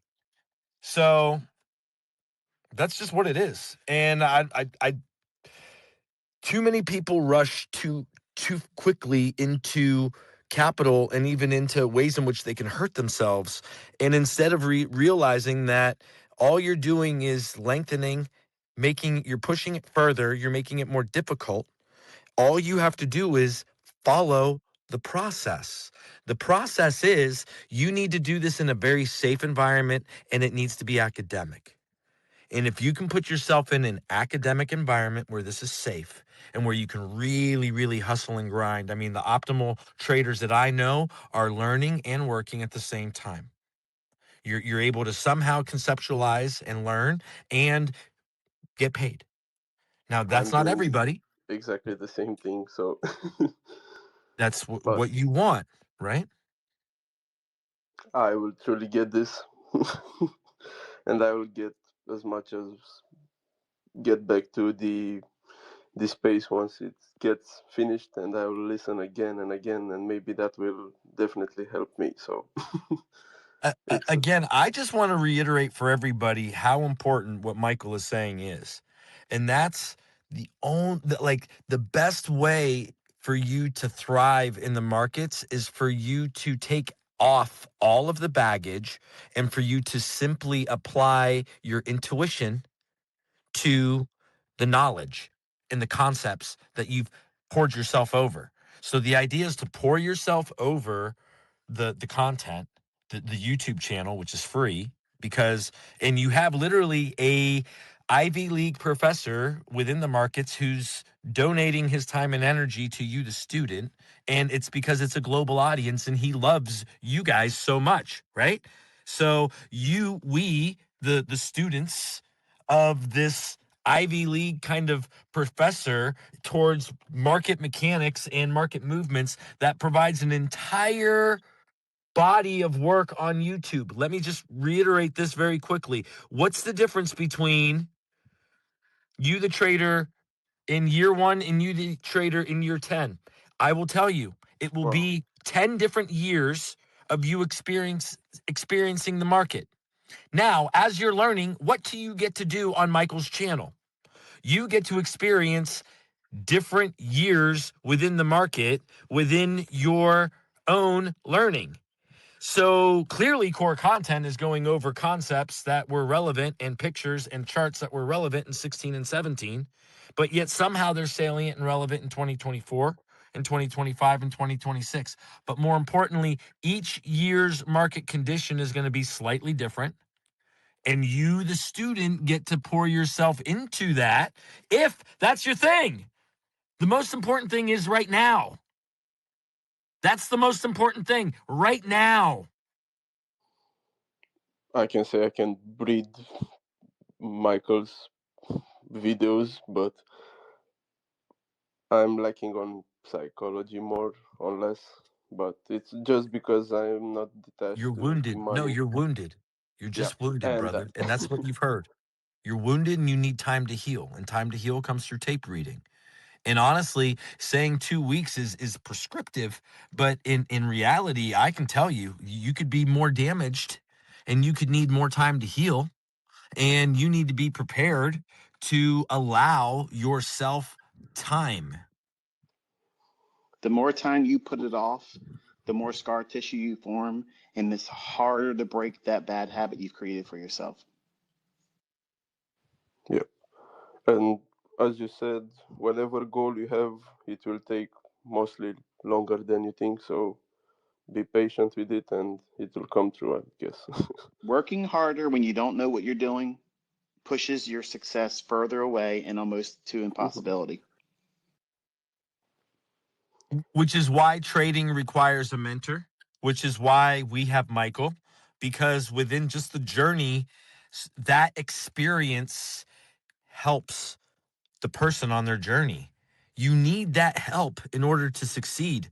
Folks that pretend like you are better than, it'd be like me pretending that I was some elite athlete that never needed a coach, that never was I was too good in game time to ever focus on technique and practice. These are like rules, like gravity. These are things that are like, they're foundational principles to succeed that you see in organizations, that you see in universities, that you see within Michael's YouTube channel. And what's funny is, and again, lots of folks from different parts of the world don't realize the level of information that you have. And I mean, Michael put it out, I would say, very intuitively with a lot of what he did, also very thoughtfully. And then it lives there. And now you get to come through and decide where and what you're going to sharpen yourself on. And I'm going to tell you, the core content, I'm the guy that's going to tell you core content is what you need. And I will exude that through being here. And then you can learn everything from Michael real time, right? That's In the what it is. meantime, sorry, kid. Go ahead, G. I found the author of the book that I was talking earlier. So it's Ryan Holiday, or let me get the cover undone. So the enemy is the ego by Ryan Holiday, and something. I have a cover from my book, so I'm not entirely sure. Beautiful. Hey, Seb, I want to get to a few more folks here. I'm sorry. No biggie. I'm going to get to a few more folks here real quick.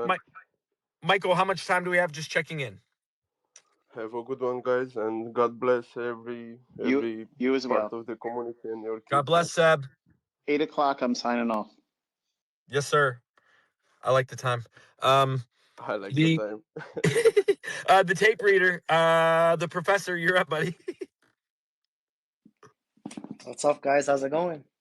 Pretty good, G. How are you? Good. I'm just gonna introduce myself first. So my name is Omar. I'm 18 years old. I've been studying Michael's content for about a year and a half. I've gone through all of his content, core content, 2022, 2023, 2024, 2025, and now 2026. And my favorite is, to be honest, the 2024 mentorship, because he I don't know, I love the motivation in that mentorship. He kind of yells at us sometimes, kind of gets very deep. There's some tough love in that one. I know. There's some dad energy in 2024, boy. I love that one. That's my favorite one. I don't know. I love when he has that anger in him. I don't know. It just motivates me a lot. But yeah, I know that 2024 was my favorite one, and it actually solved a lot of issues in my trading. In that I was so focused on the model, and the 2024 mentorship really focuses on drawn liquidity, which is, smooth edges tend to become jagged. I don't know. I love that quote so much because it's so true. And once I started implementing that, like, the most important aspect was drawn liquidity, my trading improved by so much. And that's what really changed my trading. And I also had a question about when we're talking about gradient levels. Because first you introduced the quadrants of like fourths, and now that we're getting into the eighths, like, how higher does it go? Does it go to 16s, 24s, 32s? I'm just interested in that. It does depend upon the range. Okay. The And larger the range, the more you can define it into smaller increments. But what you have right now is enough. Like you didn't need anything less than the quarter. So I mean, it's upper lower quadrant and the consequent encroachment in the high and low. That's enough. That's enough. yeah. But when there's a large, huge range, like a new week opening gap, it affords you even more levels. But when the range isn't so big, when it's a disparity between maybe 4.5 handles, 5 handles, just simply because there's another level available to you, it loses its effectiveness. It's a diminishing return, so you don't have to worry about having it there. But the larger the range or inefficiencies you're measuring, then the smaller degree, Okay. it's available to you. Yeah, okay. And I I don't know, I love seeing this is when we have smooth edges in price. Let's say for example we have relatively equal highs, and then we also have a macro time coming in, because that's what I noticed about journaling is because I never understood when he used to say the importance of journaling. I used to I'd be like, what's the point of this? And then I've actually started taking it very seriously, journaling all my trades at the start of September, like literally taking pictures of the AM session and PM session, and you really notice like how important journaling is because when you talk about time, you notice that during the macros is when the spooling events begin, the turning points in the marketplace, and it's pretty crazy. And when we have time in alignment and we have smooth edges with also a gradients level and price, like a PD array, it's absolutely fascinating of how we What was can, one of the things that you noticed about yourself when you started journaling? Not right away, but since you have been journaling, what type of thing have you noticed about yourself? A positive thing that you noticed about yourself, or a negative thing that you noticed about yourself? to be honest, I noticed one of the negatives was the reason why I would blow accounts is because like it's actually pretty crazy what journaling does to you. It's you find your problems, and my problem was I would sometimes I'd be very scared to enter a trade, but it would be the right draw on liquidity, and then I would chase it until we're a couple handles away, and I would put so much size on. And what that would do is a little retracement would take me out, and I would blow the account. That was the one problem, and why I would keep blowing accounts. And then I just once you solve the problem, it's how these markets really work, and you fix your problem, and it's pretty crazy. You said it correctly. I wanted to hear you say what you said. Journaling highlights our shortcomings as humans. It gives us the magnifying glass right over top the problems that we're pretending don't exist. When you're journaling, whether you write it in that journal or not, it came up in your mind. The emotions of what you're doing, what you're fearful of.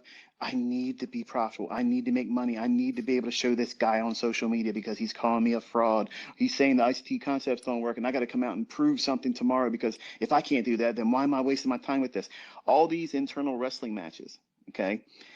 What you're disciplining yourself to do is acknowledge that you feel them when they come up, but don't fall prey to them. You're not a slave to that. That's toxic thinking. So what you're doing is you're choosing. Just like when you have a model, you're not choosing to gamble. You're not choosing just to, well, I got time to be in front of the charts, so let's push the button, finding out what happens. We don't do FAFO model around here. We simply go in with a model that tells us this is what I expect price to do, and if it meets all the criteria that I have within my reasonable short list of things that comprises my model, then I will engage it. I'll put my stop loss where my model says it should. I'll only risk 1 micro because I'm brand new at this. I haven't been doing it long enough. And I'm conditioning myself to follow the model with real money eventually. Okay, but not in the beginning. But what you said is exactly what I was hoping to hear as an educator, because journaling gets a bad rap right now. And because everybody's tapping into people's desire to do something right now. Funding account companies, they tap into that. The influencers, they tap into that. Here's my giveaways for today. Everybody just dog piles in. They want to get their giveaway. They don't give a shit what they're talking about. They don't care about their trades. Is it time to give away? Did you do a giveaway yet? So really, they're not there to do anything except for get a freebie. So they're wasting their time, all that time wasting just to get something for free. When if they just did the right things, they won't need to get a freebie. They can just know for certain they have a model that works in their hands. They go in, they have one micro. One micro can replace their fucking job. They don't understand that because they haven't done the math. They haven't gone through the process of showing themselves the logic by journaling. This is what works. This is what I'm thinking about while I'm learning. So these are problem areas. These are wonderful things for me to say, you know what? I don't need to carry the concern of being right all the time. When I'm journaling, I feel like I should be writing that I didn't see that coming today. And I feel bad about that. And I feel like I'm second guessing myself. Well, what does it highlight? It highlights that you're brand new and you're feeling exactly what you should be feeling as a brand new trader, someone that's learning how to do this.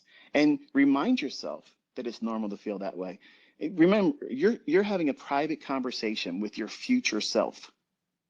Your future self. Would you want to have a conversation with someone that the highest degree of respect, you look up to that person? Would you want to have the first few minutes of the conversation with, hey, asshole, I ain't seen you in public long enough to be able to come up to you and tell you, you're a real piece of shit, pal. I've used things to learn from you, but you're a piece of shit. Would you start that conversation like that? Hell no. That person would be like, get the hell away from me and broom you away.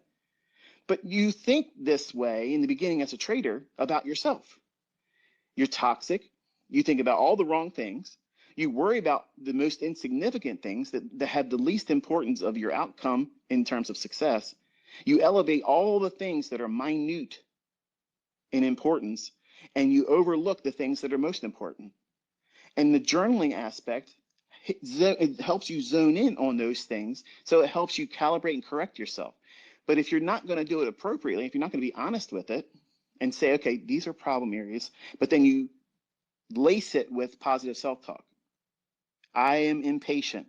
That's the first thing that's going to come up in your mind.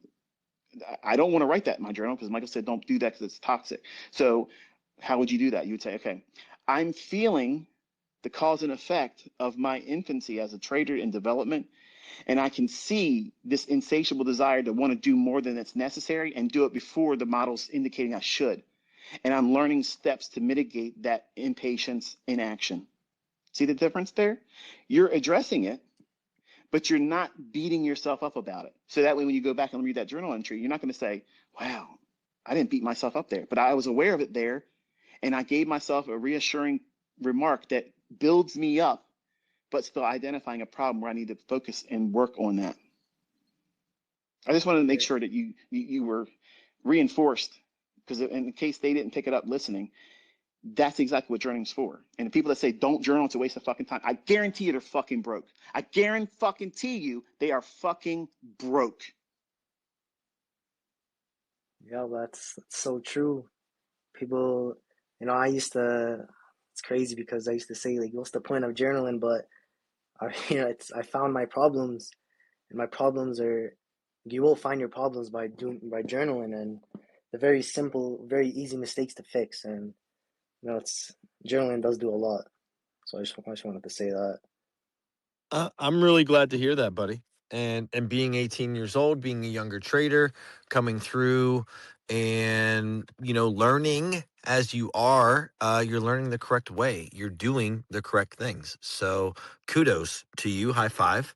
I like that you're able to come up, and I thought that was a really, really good point.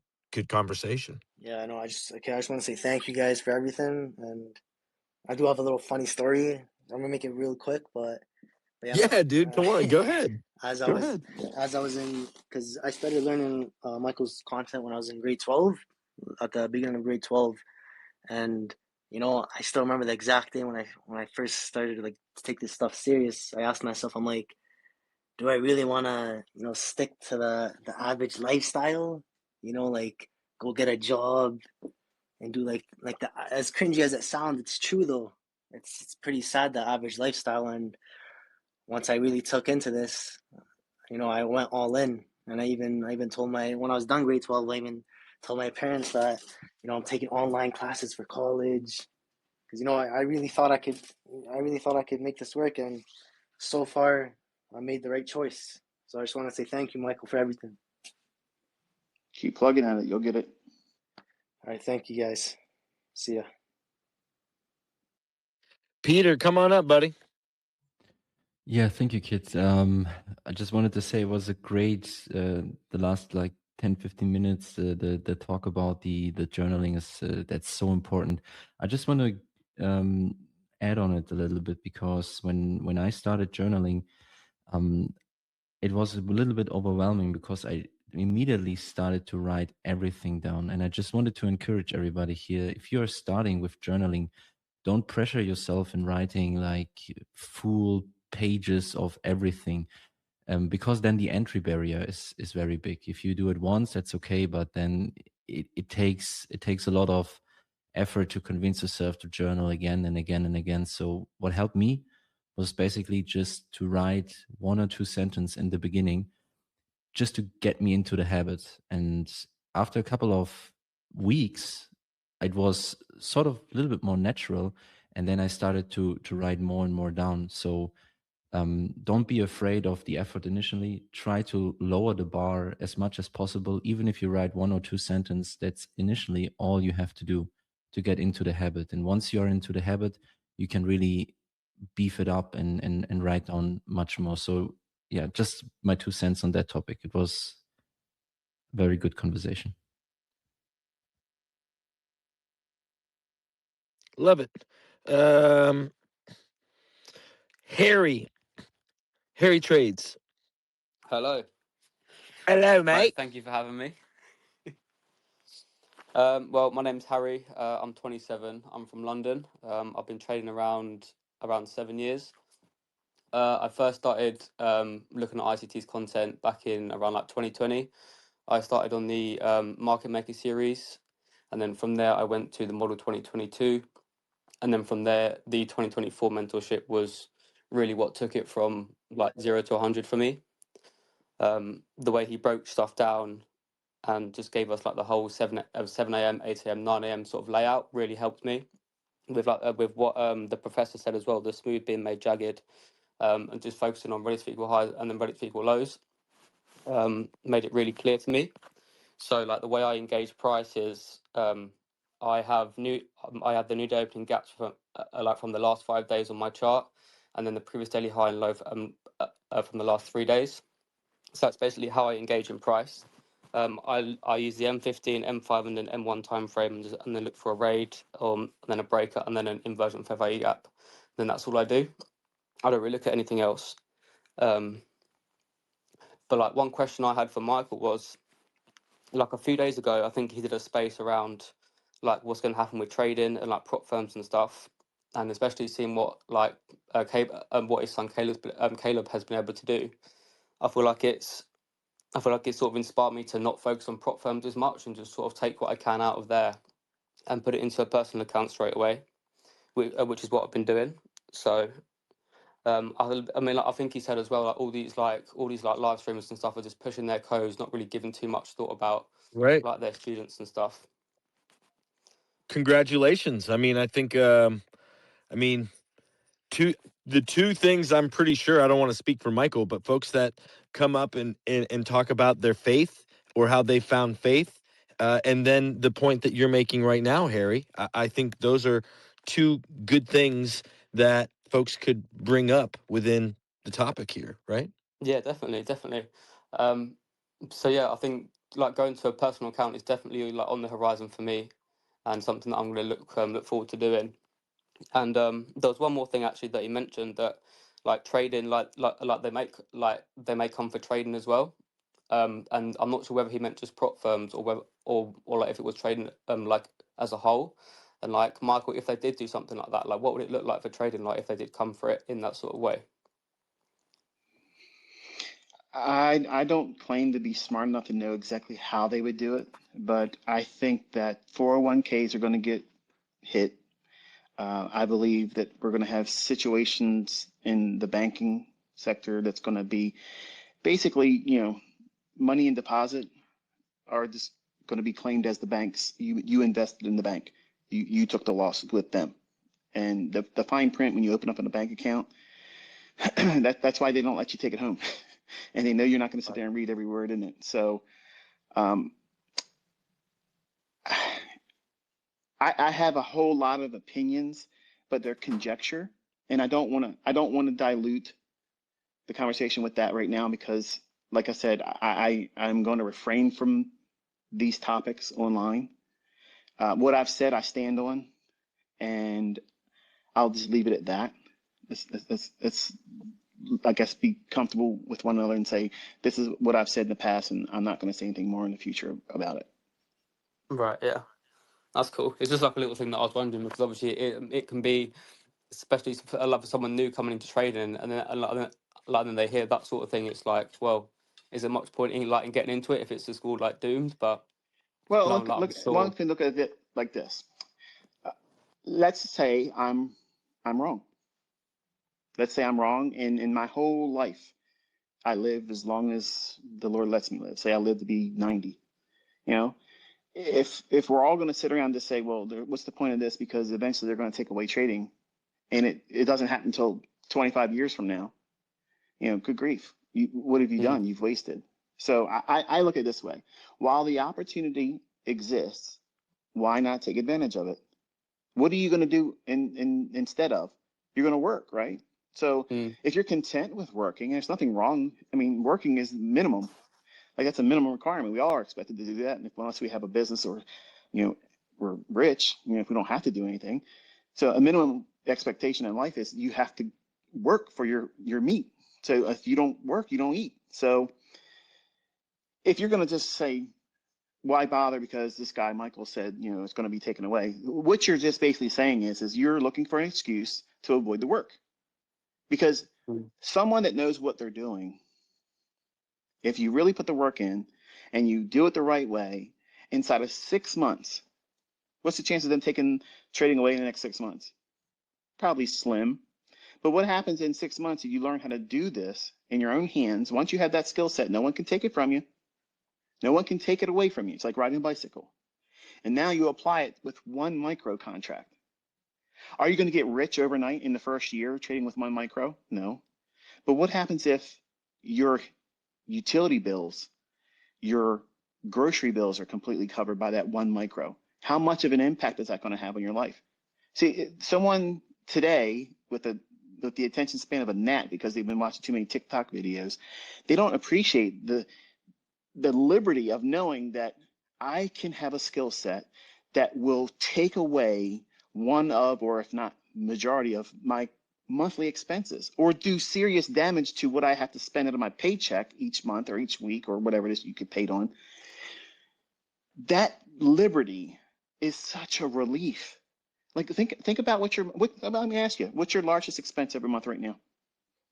That would be my rent. Well, I've literally just moved out from my grandparents' house, and I pay like £750 a month rent in my place. But trading can cover that for me, like from the funded account right now, anyway.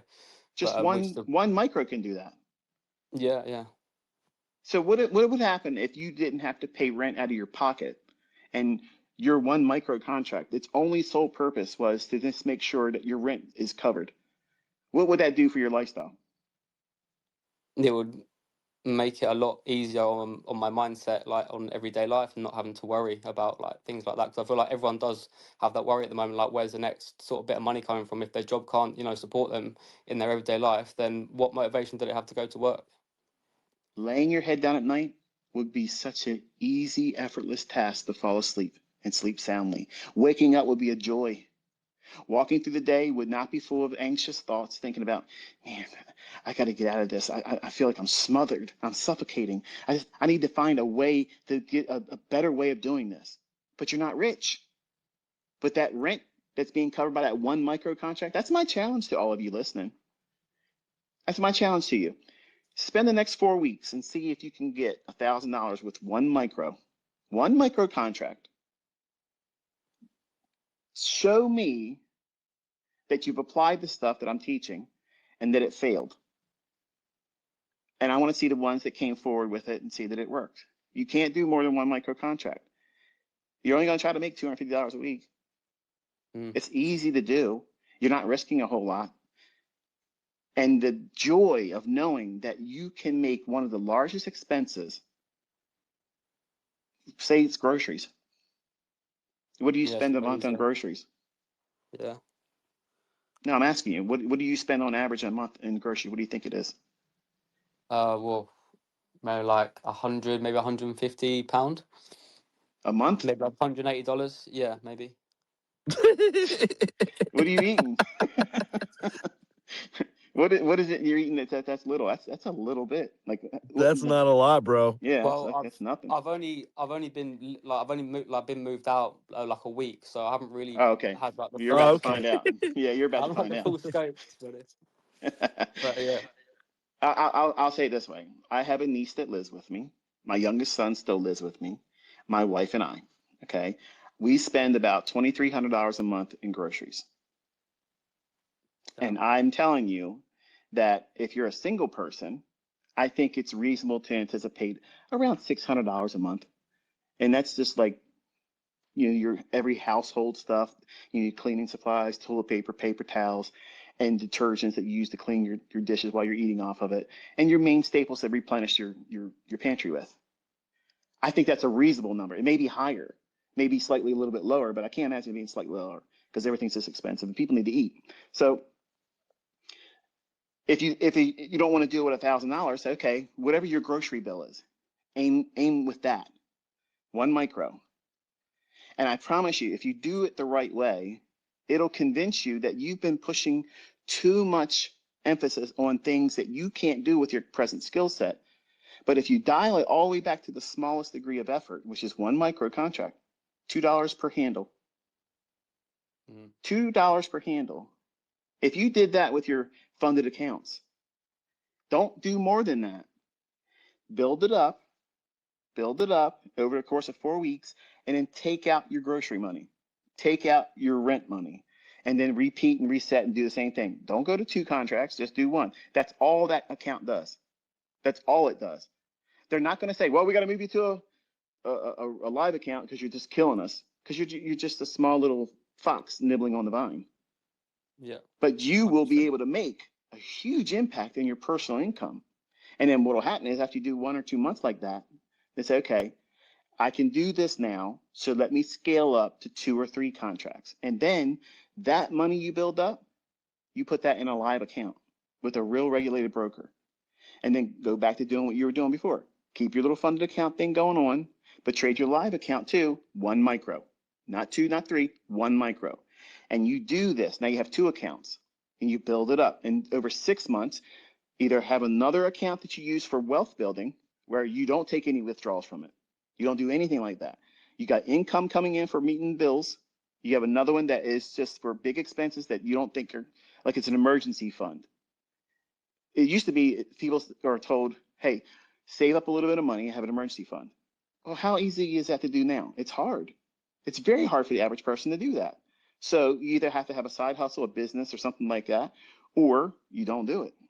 So by creating an opportunity for a funded account or a very small cash account to build that up, and then you let your wealth build an account. So you're gonna have 3 accounts. One's for meeting ends.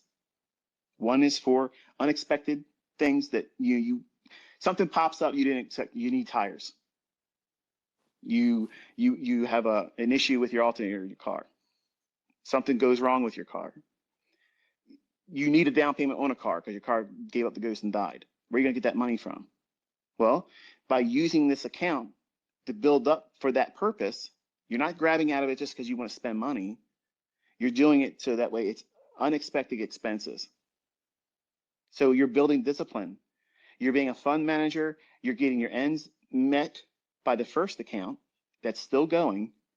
And then you slowly work up gradually as your skill set permits it to allow you to do double that once in a while.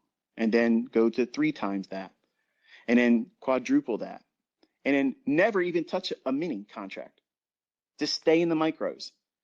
Yeah, and you will do it. You'll literally be able to sleep. You won't be fearful of the trades because there's not a lot of money. It's not a lot of money coming in out of the account. But when you change your idea about money, what are you using the money for? It's a tool. But everybody thinks that money has to be a status symbol. You're looking at money all wrong. People that have money, I don't look at my money as a symbol of influence. It's a tool. It makes me money. I don't care what anybody else thinks about what I should or shouldn't do with money. I'm the one that doesn't work. But you have to start somewhere. And this is one way that absolutely works. It works.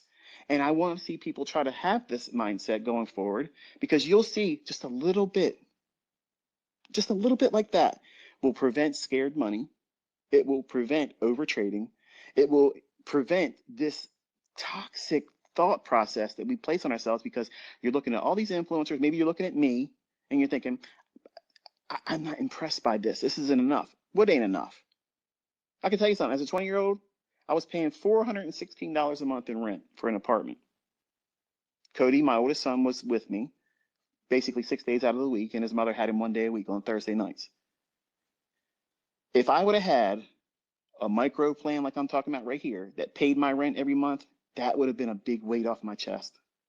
I wouldn't have been worried about, man, I hope this doesn't work in my favor, or that doesn't work, against me. I would have been, this is what I have to do, because I had just recently filed bankruptcy. I had to start all over again. All over again. I know what it's like to do this. I know what it's like. But now it's even more complicated because you have all of the inflation, and it's going to continuously get higher. And gas prices are going to get really high. Heating costs are going to get really high. What are you going to do, listeners? Listen, what are you going to do to mitigate these costs that are increasing exponentially? What are you doing? Because you're not fixing it by doing heavy leverage trading, multiple accounts, 20 accounts, buying all these accounts. Fuck that. One account. Stop making these funded account companies fucking rich. Start milking them. Drain their ass. All of you collectively could be taking $1,000 a month out of them, and they're not going to rush you away. They're not going to broom you away because there's only 1,000. What logic would that be? You go forward in the public and say, this is what I've been doing. They close my account on me. Oh, shit, that's bad. None of them want that bad publicity right now. So you don't have to worry about it. Just make small, little bite-sized approaches to building the money up each month. You get one payout a month. Work towards that one payout. If you can't do that, you can't be a fucking trader. You're not disciplined. You won't be disciplined to do it with more money. What makes you think if you can't do that, more money, more leverage is going to do it? It's not. You're going to be scared because you don't know what the hell you're doing with one contract. Now you're going to trade with 20 minis, 15 minis, 30 minis. Just the numbers alone, and they're not even real money. That fluctuation is going to freak you out. Oh man, what is going on? I can't stomach this. But every one of you listening can stomach one micro contract, 75 handle stop loss with a negative R. You can all stomach that with an obvious draw on liquidity. Tell me I'm wrong. Prove it this month. Prove it over the next 4 weeks. Tell me I'm wrong with data. This is what I did. I used a 75 handle stop loss, and I'm aiming for the close proximity liquidity where it's smooth. I promise you, you're going to come out positive. I promise you. And you won't fear it. You won't feel it. You won't feel the pressure. You won't feel any of the anxiety, but you'll see the math holds up. It holds up. And when you change and you have this paradigm shift about money, you allow money to scare the shit out of you. It's got so much power over all of you, so much influence over you, that it makes you forget what you learned for months. It made you forget your model. It made you forget about what PV arrays you're looking at. You're looking at price action moving all around. It's like, what in the hell am I looking at? I better just jump in here because I can't stand it. I can't sit still long enough to focus. And then just get in here and just do something. Because if I make money, it'll break me out of this mindset, and I'll be better for it. No, it doesn't work like that. And none of you are journaling to recognize that that's what the problem is. You hold money to a degree of influence over you versus you influencing the cause and effect of using money as a tool. You have to master that money. Otherwise, the money's going to master you. And how's it do it? It makes you fucking broke. It makes you regret ever doing it. And then you'll hate me, you'll hate trading, you'll want to do nothing with it, and you are cheating yourself because you're giving the enemy the exact way in to get to you. Anyway, I hijacked your time, but hopefully I gave you something that was useful. No. That's really good. Thank you, Michael. I really appreciate it. There's a lot to think about there. I think especially these days, there's a lot of influencers around flashing all these funded accounts and making it look easy. And all these funded accounts give you like, oh yeah, you can trade 30 micros on your challenge. It's like it's giving the people that ammunition to fail instantly. which I think a lot of us have been there. Like we've all tried to do like something with a funded account that hasn't gone too well, and then you're like, oh damn, like go and look at Michael's Twitter to see if he's like got a trade on or something like that, you know. Yeah. But there are influencers, and some of them are students, and some of them are students of mine, but they are familiar with who I am and what I do. When they're on their live stream and they trade and they use what it is that they trade with as a model, and they're not using a lot of leverage, like for instance, like Tanja trades and Lumi traders, Dasha, they're actually trading on their stream.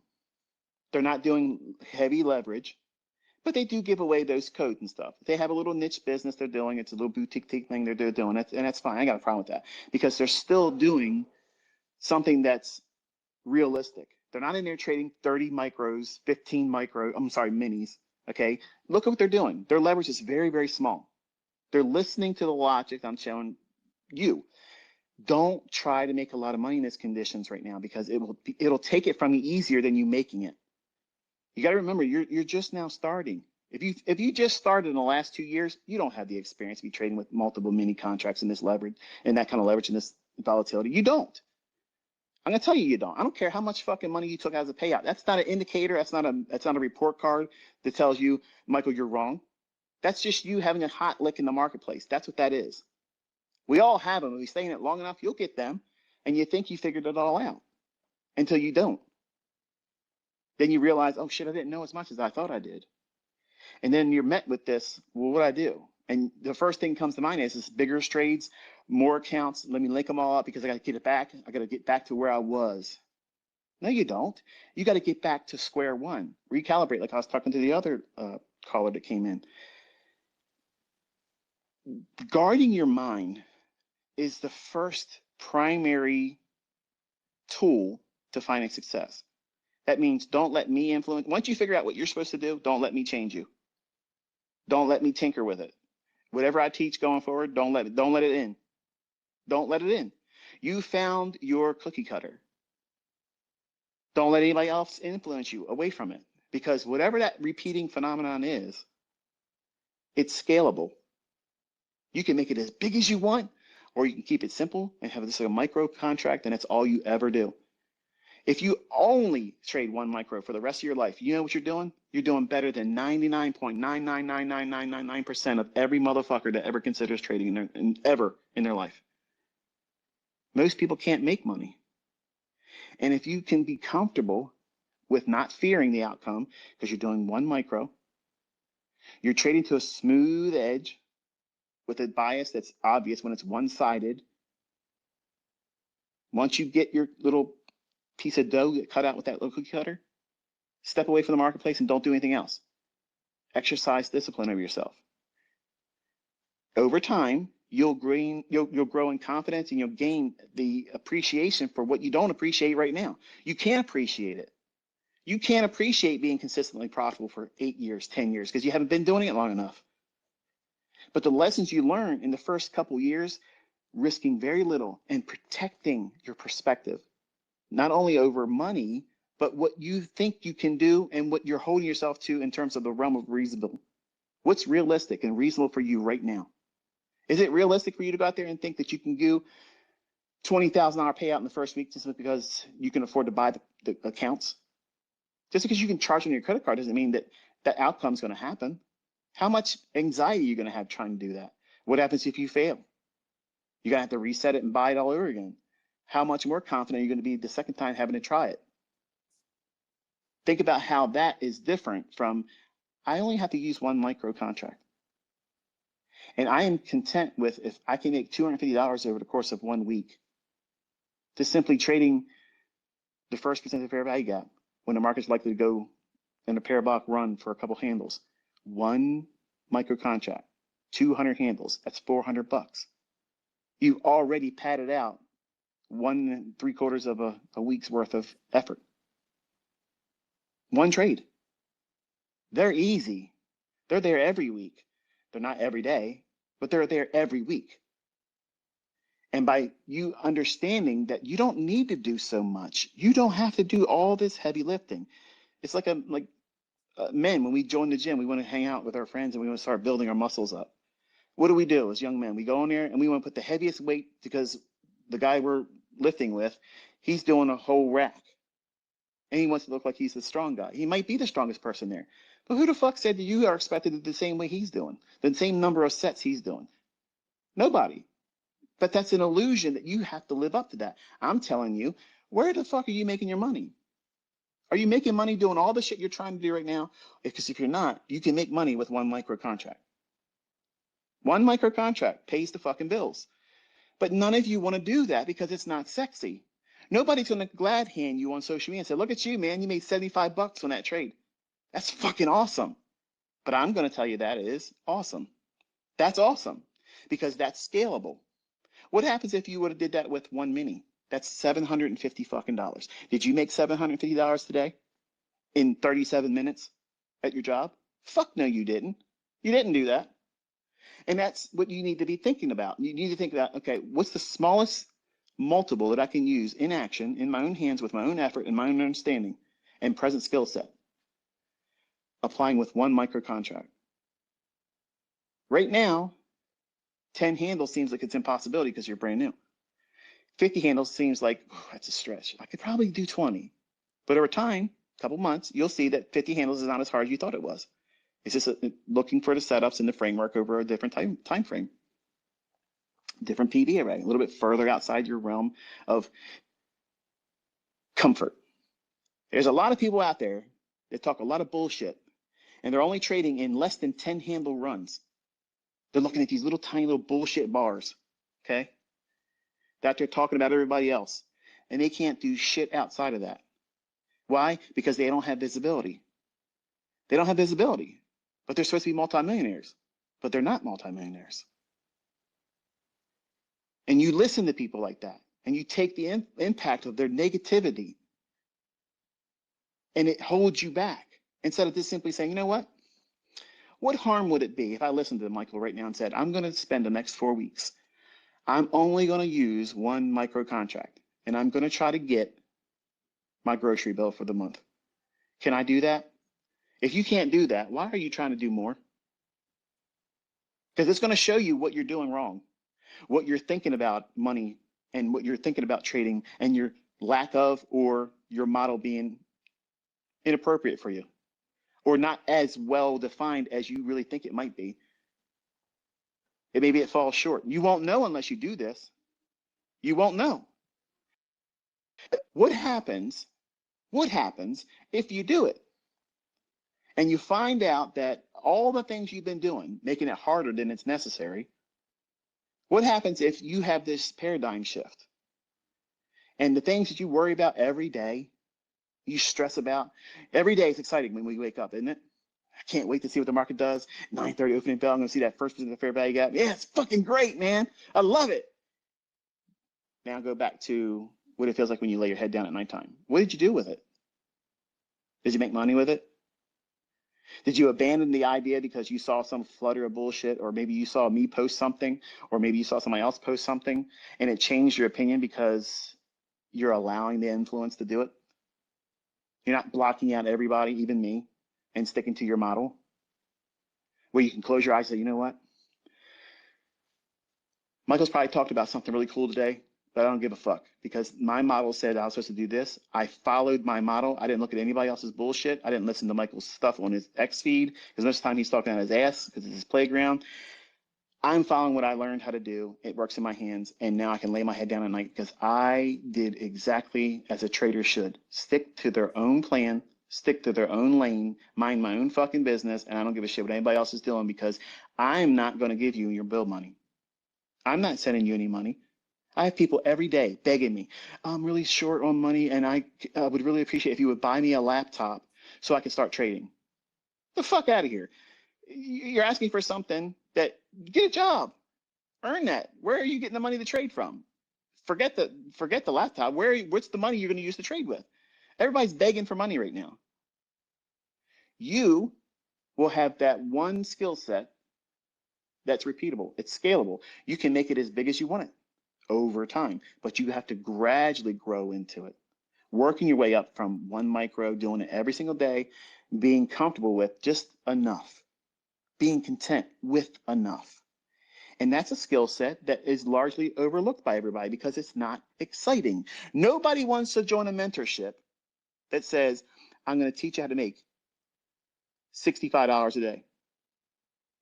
The fuck, who's signing up for that? Nobody. Nobody's signing up for that. I'm going to be honest with you. I was talking to Cameron. I said, listen, you know, it would be funny as shit.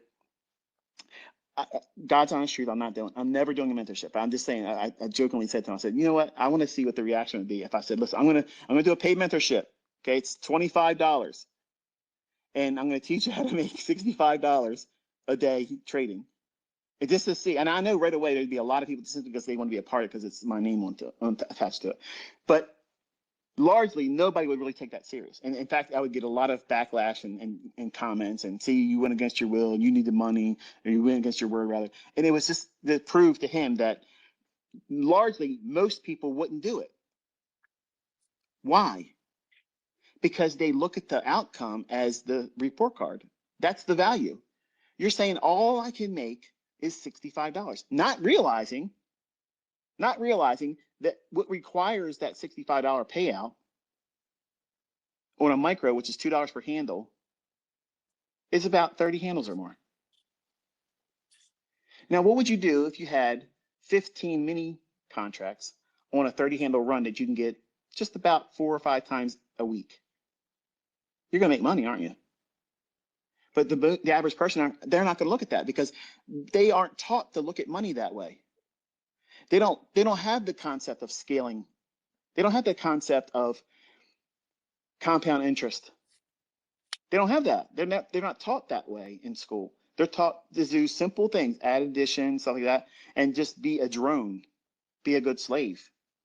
But what happens when you sit down and you say, you know what, I'm going to work this out where over time, I'll give myself 3 years. Michael said he took 20 years. He sat down, mapped out 20 years, and he's going to retire. What happens if you give yourself 3 years? What if I'm wrong and then they let trading go on unobstructed for 3 years?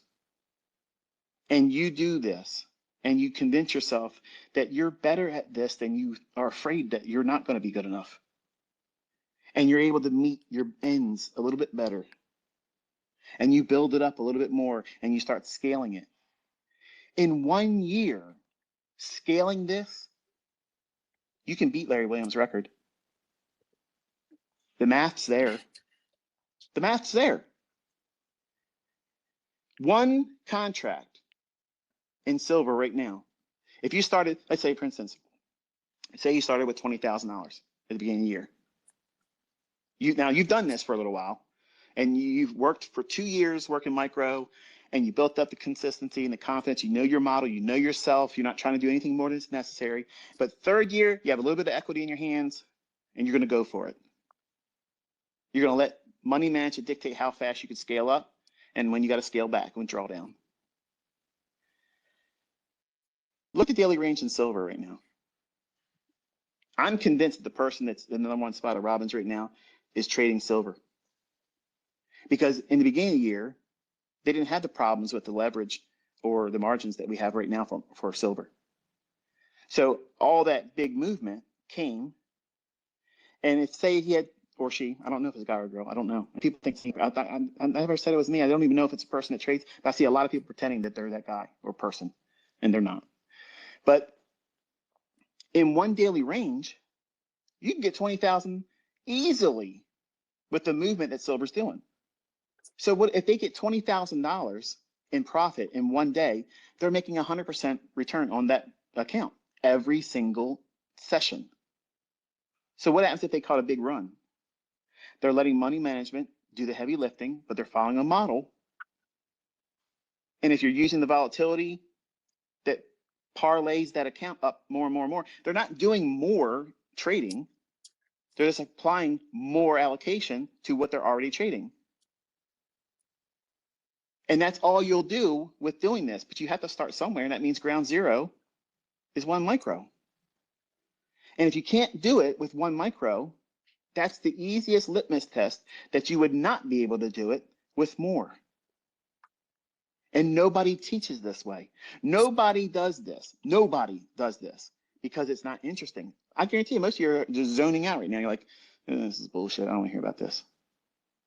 But you're the same person who's going to complain that you can't make your fucking bills right now. You're going to be the first person that complain when your heating and air conditioning bill and your fucking gas bill when you fill up your gas tank in your car. Why is it so expensive? This is bullshit. When none of that stuff would be felt as much as if you were doing this. Mitigate it. Nobody's going to hand you the fucking money. You're not going to win the lottery. So why not just strap in and say, okay, I'm going to take this old man's challenge and I'm going to see if I got what it takes to be a trader. I'm going to see if I can do it. Because if you can't take this challenge and pass a boot camp of 4 weeks trading one micro and make $1,000, you can't fucking trade. You can't trade. And you'll find all the problems, if you're honest with yourself and you journal, you'll find all the problem areas that you need to fortify. In 1 month, you can fix your shit. How many of you are going to do it? If you're listening to me, if you want to take that personal challenge, I'm going to do it, ICT. Just send it to me as a post to me next. If you're not, then don't Can say we call nothing. it? Can we call it the mitigation, the mitigated trader? Something. I mean, you're literally mitigating your grocery bill. You're literally mitigating an important bill utilizing the trading skill. That's what I thought of as you're saying it. Like, I love how you said mitigation, but I love that challenge, especially for our community, Michael. Like, I really do. You can name it whatever you want to name it.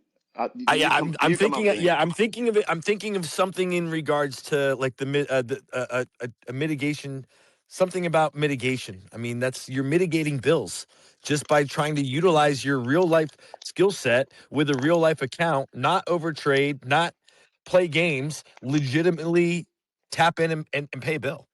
I think that's beautiful. Or like the ends meet challenge. Oh, I love that. Yeah, I like The that. ends meet whatever you want to get it. But just do it. Well, I like that, and as a community, we should try and put that together. And then, I mean, I'll try and email maybe something to you, Michael. So maybe if you just look out for maybe something, I'll try and follow up with you with something if we get something from folks. So, but yeah, I would be very interested to see the participation, even if you don't pull it off, but you tried, and then you tell us in a space like this, where this is what I encountered when I did it, and this is what I learned from doing it.